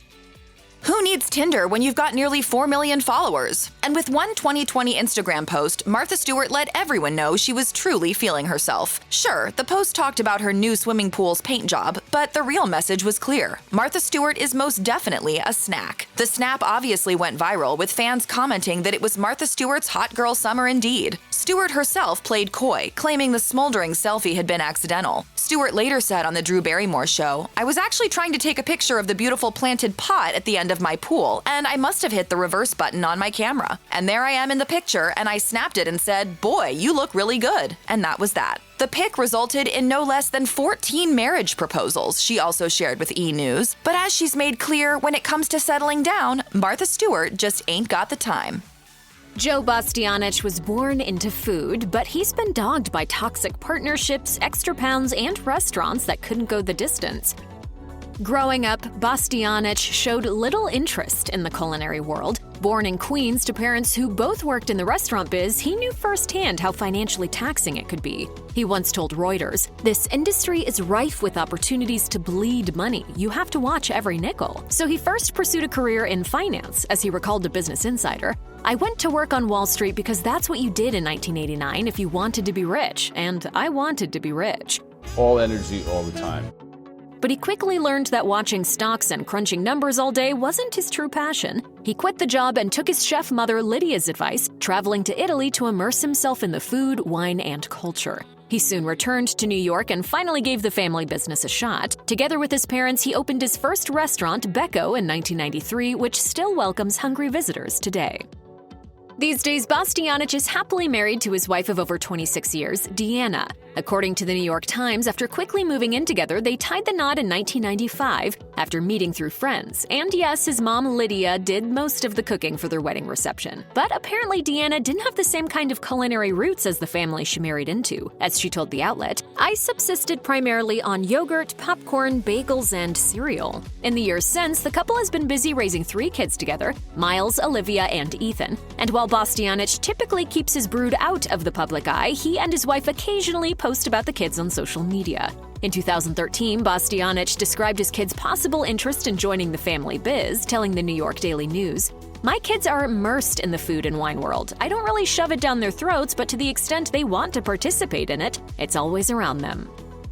It was Joe's mom who introduced him to a guy who would change the course of his career, Mario Batali. Already a promising chef and restaurant owner himself, Batali and Joe were tapped by mom Lidia to assist with a James Beard Foundation Journalism Awards dinner. The two not only became fast friends, they quickly decided to go into business together. As Bastianich recalled, they spotted a for rent sign one night and impulsively snapped the space up. It soon became the location for their Michelin-rated eatery, Babbo. Bastianich and Batali Hospitality Group also opened the renowned Del Posto in New York, as well as several other highly acclaimed restaurants in Manhattan and Las Vegas. In 2010, they partnered with Lidia to open the first U.S. location of Eataly. After launching in New York City, Eataly outposts popped up all over the country. As Batali explained to New York Magazine, "We don't want you to just come and eat and walk away. We want you to come and taste some things and then take them home and cook them."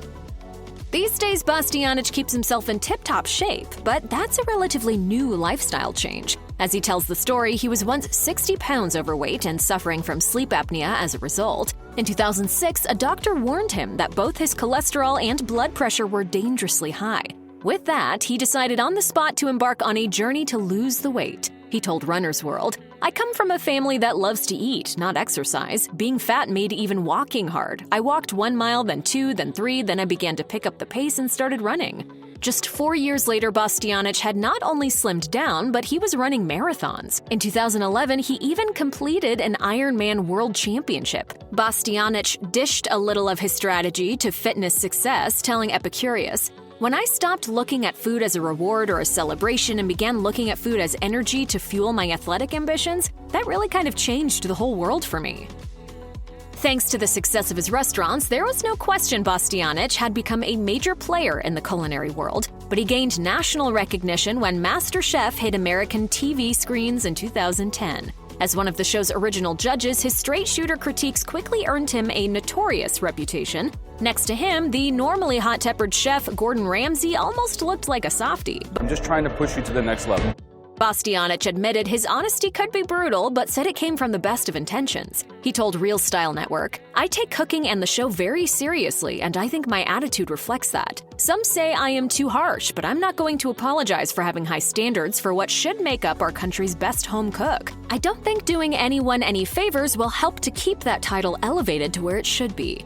In 2013, MasterChef Junior made its adorable debut, featuring contestants ages 8 to 13. But don't assume that Bastianich is taking it any easier on these pint-sized chefs. As he told Parade, "I treat these kids like I would cooks in my kitchen." This is like military style. Okay, you ready? Let's try it again. Picking up 5 racks, 3 hallies. Picking up 5 racks, 3 hallies. Voila. 2010 was a milestone year for Bastianich. He turned 40, and his father, Felice, succumbed to an illness, passing away later that year. As part of his grieving process, Bastianich began writing the book that later became his 2012 memoir, Restaurant Man. He pulled no punches recounting his experiences in the New York food scene, reportedly offending everyone from an Esquire food writer to the owner of Le Cirque for their unflattering portrayals. He told the New York Daily News, "I didn't see the point in writing a fluff book. If I was going to do it, it was going to be like me, completely honest." Rather than a gossipy tell-all, he maintained that the book was meant to honor his parents, telling the Milwaukee Journal-Sentinel, "It's an unabridged story of what happened in my life, the good, bad, and ugly. I think if you read the book, you can understand what has made me the son of an immigrant. People who left everything behind and worked hard, a sense of frugality and respect of earning money." Bastianich all but exited the MasterChef franchise in 2014. At the time, eaters speculated that the chef was focusing on his new show, Restaurant Startup. Rather than critiquing contestants on the food alone, the series was also about demonstrating the vision and savvy behind running a business. The winner would ultimately receive a real-life financial investment from Bastianich, who also served as judge and executive producer. But the series was canceled after 3 seasons. It's my fault. I let you guys down. But Bastianich hadn't abandoned the MasterChef world entirely, remaining a judge on MasterChef Italy. As he departed the American franchise, he had only kind things to say, telling E! News, "I had a great experience. It was a show that changed my life."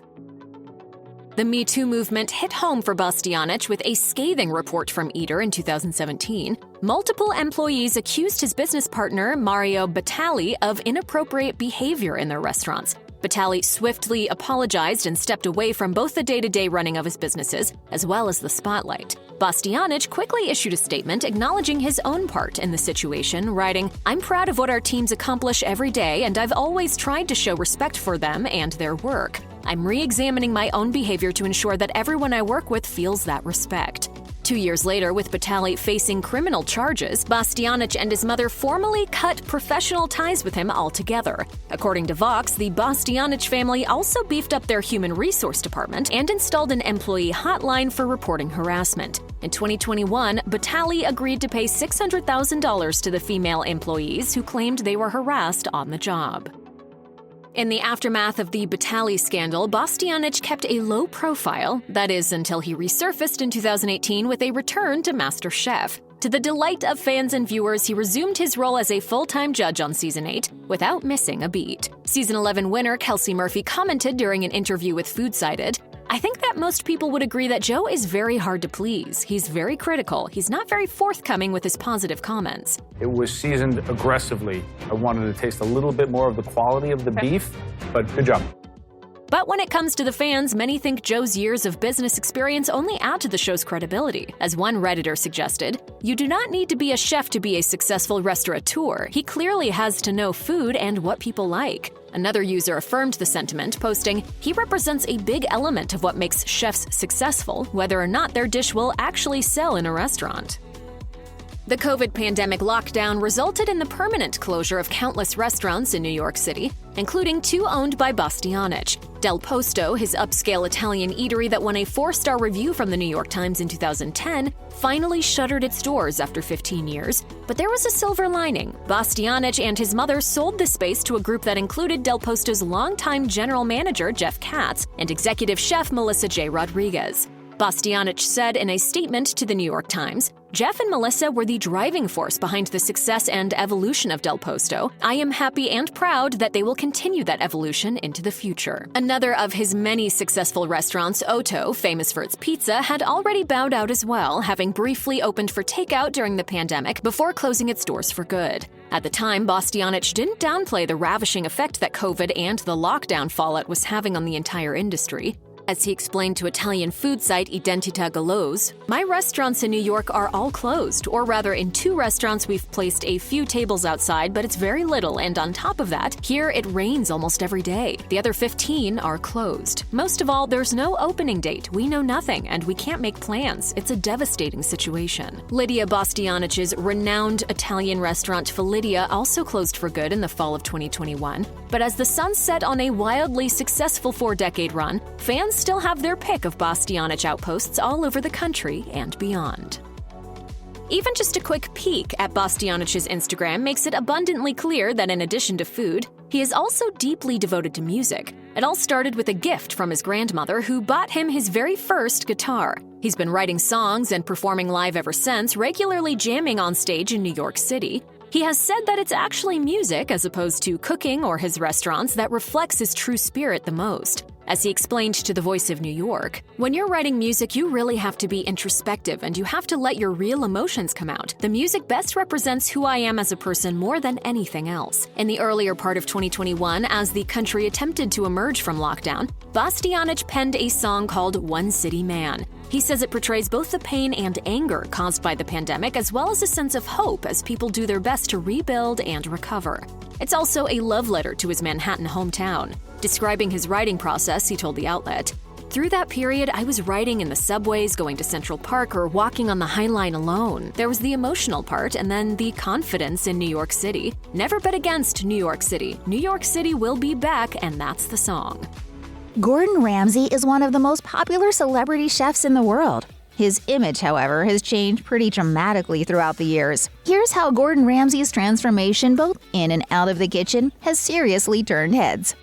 Gordon Ramsay might be smiling in some of his early photographs, but it's probably fair to say that those happy faces were in spite of his family's situation, not because of it. As Ramsay himself has told CNN, he didn't come from a happy home. The superstar chef's father was a violent alcoholic who got fired from many jobs and was aggressive towards his mother. As a result, the Ramsays had to move often, and sometimes things got so bad that these violent periods separated the entire family. What's more, Ramsay has told 60 Minutes that his brother became a heroin addict and that the future chef actually had to witness his drug use. 20 years ago, I got dealt a dysfunctional card. My little brother became a heroin addict, and my father became an alcoholic. Though Ramsay's mother and father eventually divorced, he has stated that the combination of his sorry family affairs was ample motivation to come up with plans to improve his life. Ramsay's fully aware that he defied the odds by actually managing to do this, telling 60 Minutes, the chances of any form of success were pretty slim. It's probably no surprise that with experiences like these, Ramsay is staunchly against domestic violence, to the point that he and his wife became ambassadors of the Women's Aid charity. Sometimes, a slight twist of fate is all it takes for a person's life to veer off in a completely different direction than what they originally intended for themselves. Gordon Ramsay is no exception.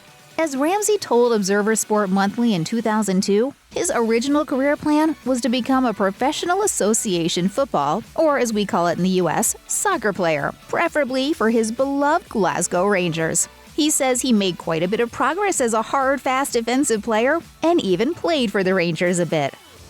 And to be told that you're no longer part of Rangers, that's a big kick in the bollocks, trust me. However, according to Reuters, Ramsay's company later clarified that his appearances on the pitch were actually a couple of non-league matches as a trialist. Needless to say, Ramsay never actually made it as a professional. Sadly for the aspiring athlete, a severe ligament injury killed his chances of ever making the team. He's still a big football fan, though, and has been known to participate in the celebrity soccer charity matches of Soccer Aid. Besides, his cooking career has earned him more money than all but the absolute biggest soccer stars, so it's hard to see him being too disappointed about the way things turned out. Do you know what? Any form of pain that I experienced here was eradicated when I won my 3rd Michelin star. After his injury, Gordon Ramsay transitioned into the culinary world. In the 1980s, he moved to London to further his skills as a chef.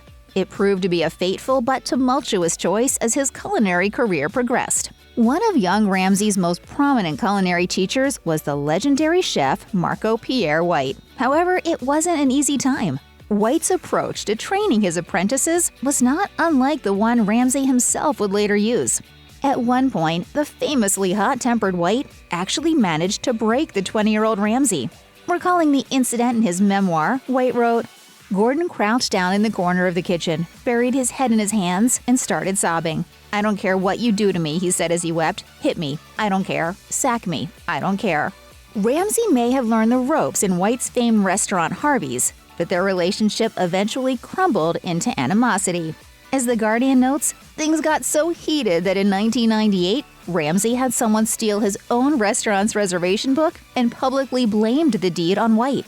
The older chef was less than pleased when the truth emerged 9 years down the line. Still, White says that their relationship had no shortage of reasons to go south. For him, the biggest issue was that Ramsay once smuggled a camera crew into his former mentor's wedding without permission.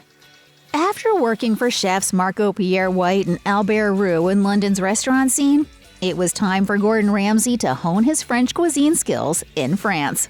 He spent a chunk of the early 1990s working for two legends of French food, Guy Savoy and Joël Robuchon. As Neil Simpson's book, Gordon Ramsay on Top of the World tells us, it was not an easy time, as the young chef didn't initially even speak the language. However, he learned a lot during those days. Recalling his time in France, Ramsay had this to say, I trained my palate in Paris and learned that taste is what should be held in the memory, not what the dish looks like on the plate for the first 30 seconds. As fine dining lovers notes, Paris also taught him to defend himself in the kitchen. When one chef broke an egg on Ramsay's head when he was cooking on the main line, the Scotsman soon made clear that he didn't appreciate this action by returning the favor with a bunch of rotten pigeon livers.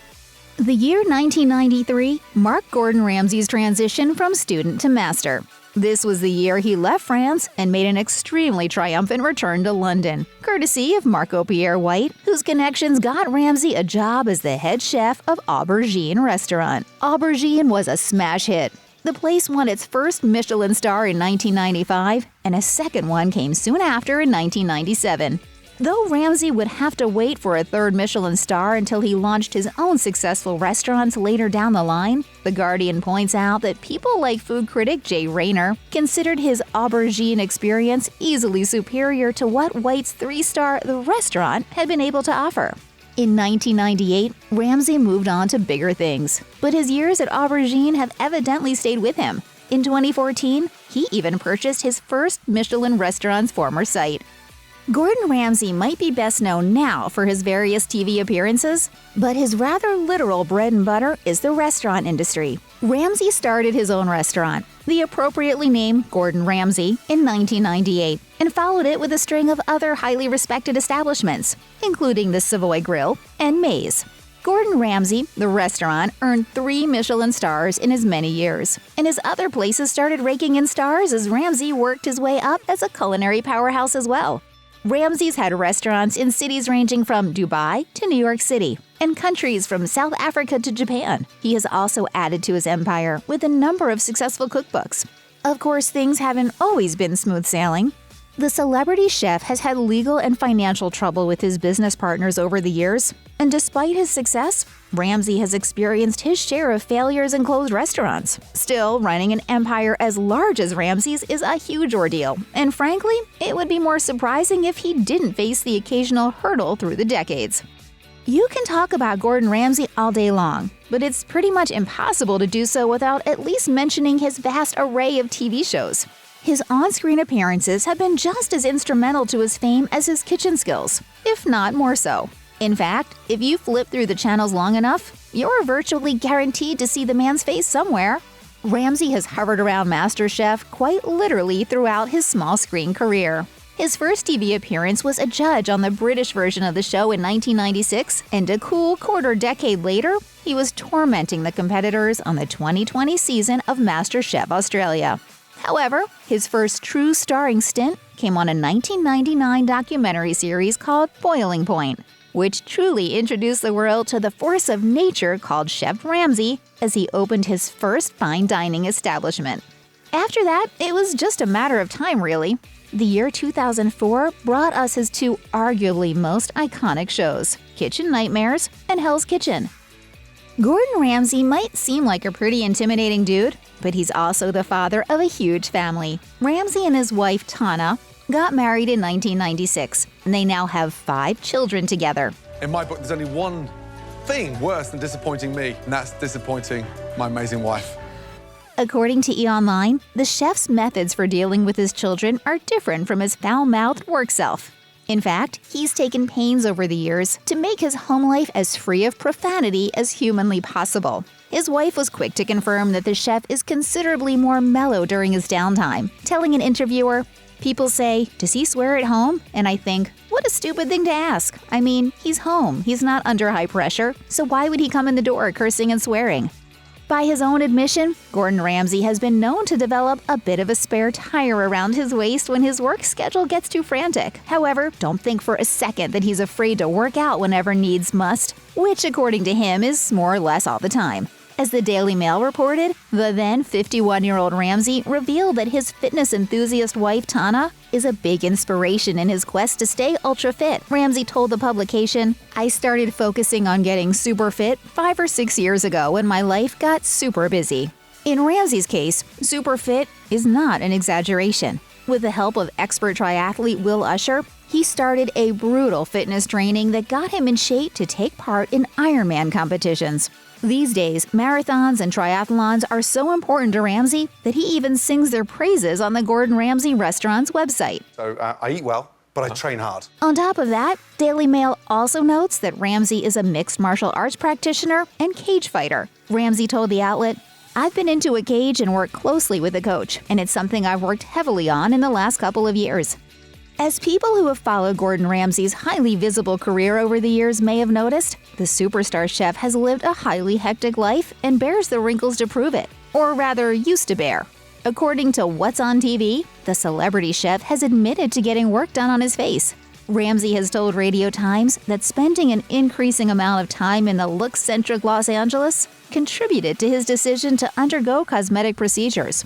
Ramsay has specifically mentioned getting some lines on his chin smoothed out, but maintains that's the extent of the work he'll ever have. He also revealed that fellow TV show judge and noted plastic surgery aficionado Simon Cowell was instrumental in his decision to make his face more in line with the local market. Ramsay told Radio Times, "Simon Cowell suggested that now I'm a success in America, I should do something. So I had a filler put under the deep crevices. It hurt." Marcela Valladolid does things her own way, and that's not just about her cooking. Valladolid was born and attended school in San Diego, California, but she was raised and had close family ties right across the border in Tijuana, Mexico. She grew up proud of her heritage, but was shocked to discover the perspective of Mexico held by her peers. Valladolid recalled with Parents Latina magazine, "They would visit our home in Tijuana and say, 'Oh my God, this is actually really beautiful. This is not like Taco Bell.' And so that became my mission, to show what we've got and all that Latinos contribute." In the years since, she has made traditional Mexican dishes and customs accessible to anyone through her cookbooks, TV appearances, social media, and wildly popular Zoom lessons. As she told the outlet, "For me, being Mexican is the best thing you could ever be in the world. My goal has always been to show that."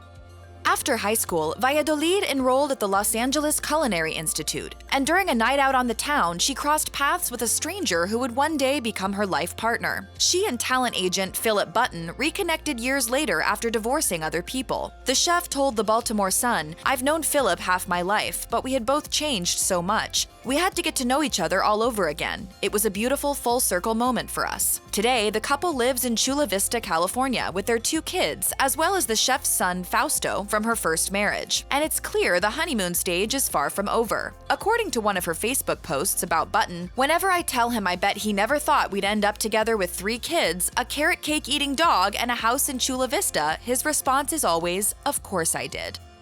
Back before she was blissfully in love with Philip Button, Valladolid married Fausto Gallardo, a millionaire environmental political activist. They were wed once in 2000, divorced 4 years later, then remarried in 2012 before divorcing again the next year. But in 2013, Valladolid was also embroiled in a sizzling tabloid scandal with her married co-host on the American baking competition, Paul Hollywood. Hollywood admitted to cheating on his wife with Valladolid, confessing to BBC Radio 5, "I did have an affair in America with my co-judge. It was the biggest mistake of my life." Paul is he's a professional.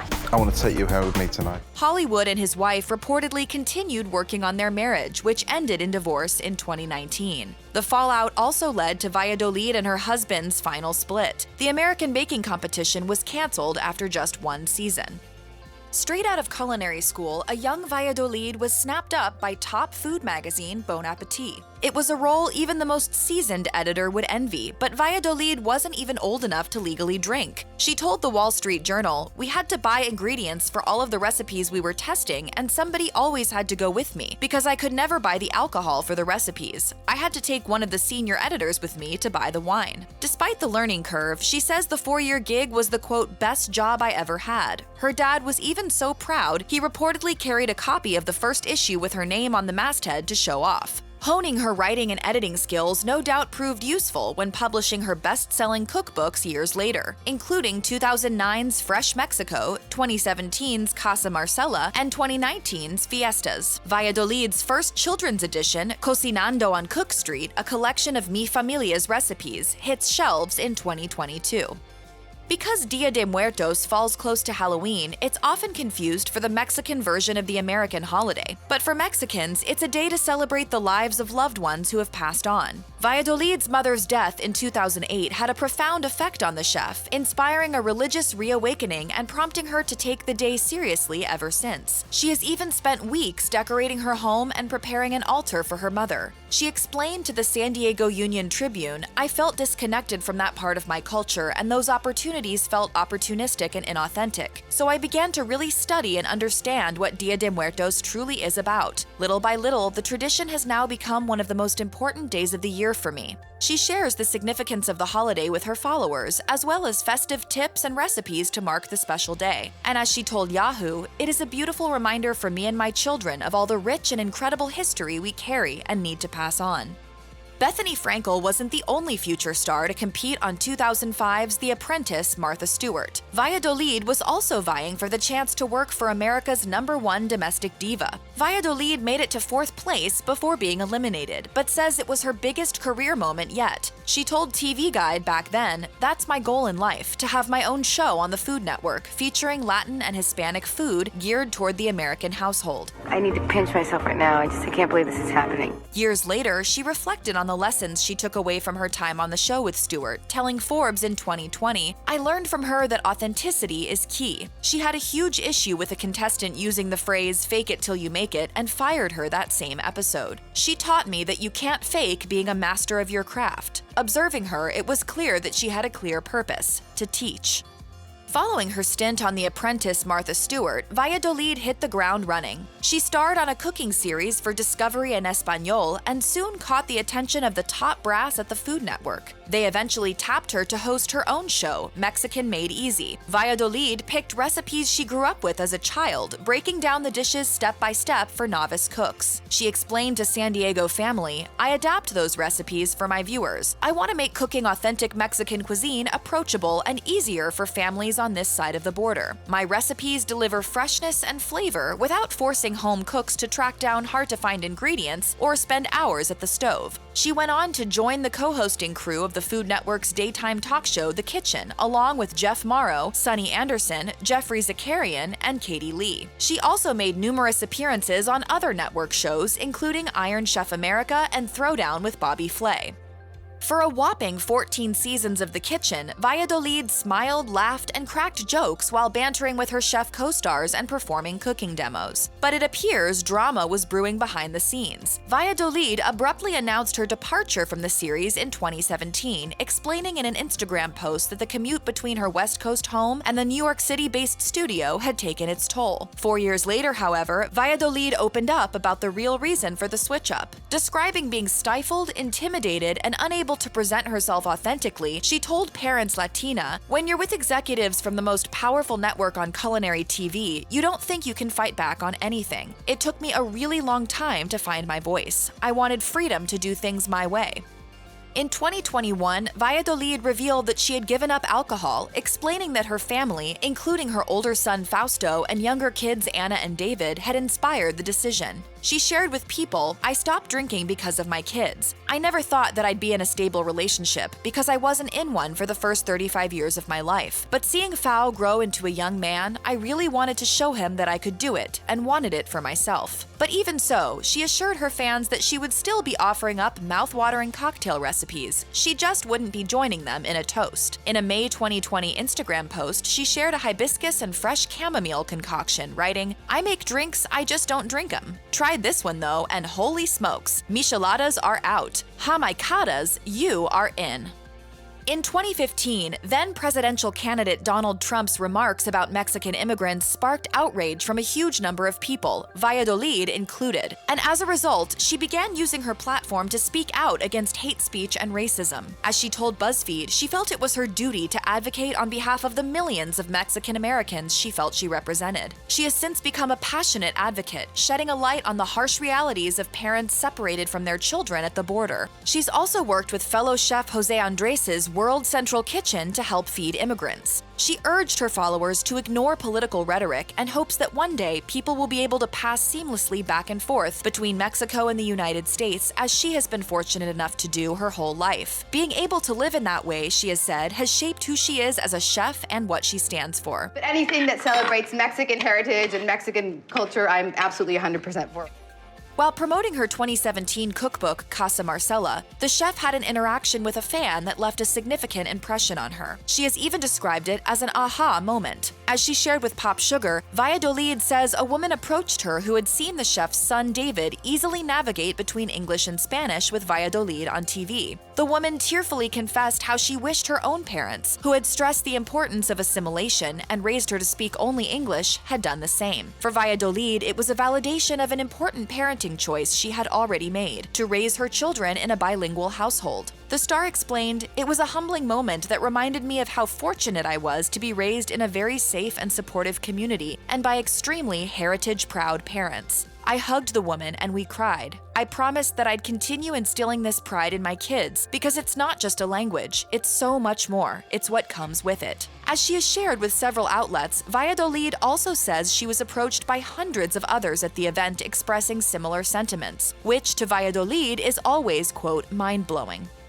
Just as it did for basically everyone on the planet, the pandemic forced Valladolid to get creative when it came to pivoting her career while quarantining. But when she and her sister, Karina, launched their co-hosted Zoom cooking classes, they became a runaway sensation. Valladolid says she resisted the idea at first, but has since embraced the imperfect, informal nature of filming from her home kitchen, as opposed to a big-budget, highly produced TV studio. As she told MASH in an exclusive interview, I love that they see that it's just a messy, it's a messy process and it's not perfect. She even went on to teach a lesson to one particularly famous student and her extremely massive fan base, Selena Gomez. On the Gomez-led pandemic HBO Max cooking show, Selena and Chef, Valladolid guided the actress and pop star through the preparation of some delicious-looking enchiladas and mole, and also connected her with their shared Mexican heritage. As Valladolid later told MASH, with Selena, I loved doing the show because it was like no holds bar. Valladolid said the opportunity to be on the show meant everything to me. So I know you're not shy about saying when something isn't good. No, I'm not. This is incredible. Oh, yay! Fans of Chopped undoubtedly know Amanda Freitag, but the chef has had a long and impressive career leading up to her mainstay position as a judge of the epic Food Network show. From cooking with her grandparents and exploring her love of the culinary arts in a high school home economics class, to attending the Culinary Institute of America in Hyde Park, New York, Freitag has led quite the accomplished career since graduating. Freitag was born in May 1972 in Cedar Grove, New Jersey. Created in the 70s, of course. From an early age, Freitag's family could see her affinity for cooking. That's why everyone encouraged her to pursue her passion, including her grandparents, who she particularly enjoyed cooking with as she grew up. By the time she reached high school, Freitag had enrolled in her school's home economics courses, which allowed her to learn even more about cooking. By the time she graduated from high school, she clearly had a mind for going into the culinary arts professionally. That's why she enrolled at the Culinary Institute of America at the behest of her grandparents. And it was like chef heaven. Upon graduating from culinary school, Freitag worked as a line cook at Vong. After that, she moved on to Verbena, where she ultimately became the chef de cuisine by 1994. Under the famous chef Diane Forley, Freitag mastered the art of cooking seasonally. She then spent a short period working in Paris at a number of notable restaurants, where Freitag truly learned to use fresh ingredients and use everything that she had at her disposal. It was after her varied and successful career progression that the Food Network reached out to Freitag. With such a diverse and impressive resume, Freitag was skilled enough and could move between so many styles of cooking that she was likely a prime candidate for the network. Freitag would make a great contestant on a Food Network show, but little did she know she would actually go on to become a judge for the network. Freitag's first experience with the Food Network was competing against Bobby Flay on Iron Chef America. However, her on-camera personality must have resonated with audiences because Freitag went on to become a television personality. She then was asked to host American Diner Revival alongside Ty Pennington, and has also presented on the cooking channel's Unique Eats. However, most viewers know the celebrity chef through her longtime seat at the judges' table of Chopped. But these shows were only scratching the surface of her impressive career. Freitag has also appeared on tons of other series like Cooks vs. Cons, Rachael Ray's Kids Cook-Off, Rachel vs. Guys Celebrity Cook-Off, and All-Star Academy, for instance. The cook has also appeared on Chopped Sweets Showdown and The Next Iron Chef. You can also see her on Chopped Junior, Chopped After Hours, and Disney Dream Cruise with Food Network, among many other guest appearances on television shows. Clearly, Freitag's big break with the Food Network became a lucrative on-air career for the chef. However, a busy shooting schedule hasn't kept Freitag from achieving additional accomplishments. Even if she isn't working in a restaurant these days, Freitag has more than enough projects to keep her busy. Apart from her numerous kitchen experiences and her time on television, the famous chef has also become an avid saleswoman. She has written a successful cookbook and has also developed her own line of spices and seasonings that fans can purchase from her website. Though Freitag has not created tons of product lines like some other chefs, there is plenty of room for her to grow her entrepreneurial business in the next few years. In 2018, she was also given an Augie Award by the Culinary Institute of America at their yearly Leadership Awards ceremony. It seems that all of her hard work has paid off because Freitag is currently worth an estimated $3 million, according to Celebrity Net Worth. While she is admired for her glamorous looks by some fans, she has also earned the respect of many chefs and culinary experts. It's no wonder her career has turned heads, and she's sure to accomplish even more in the near future.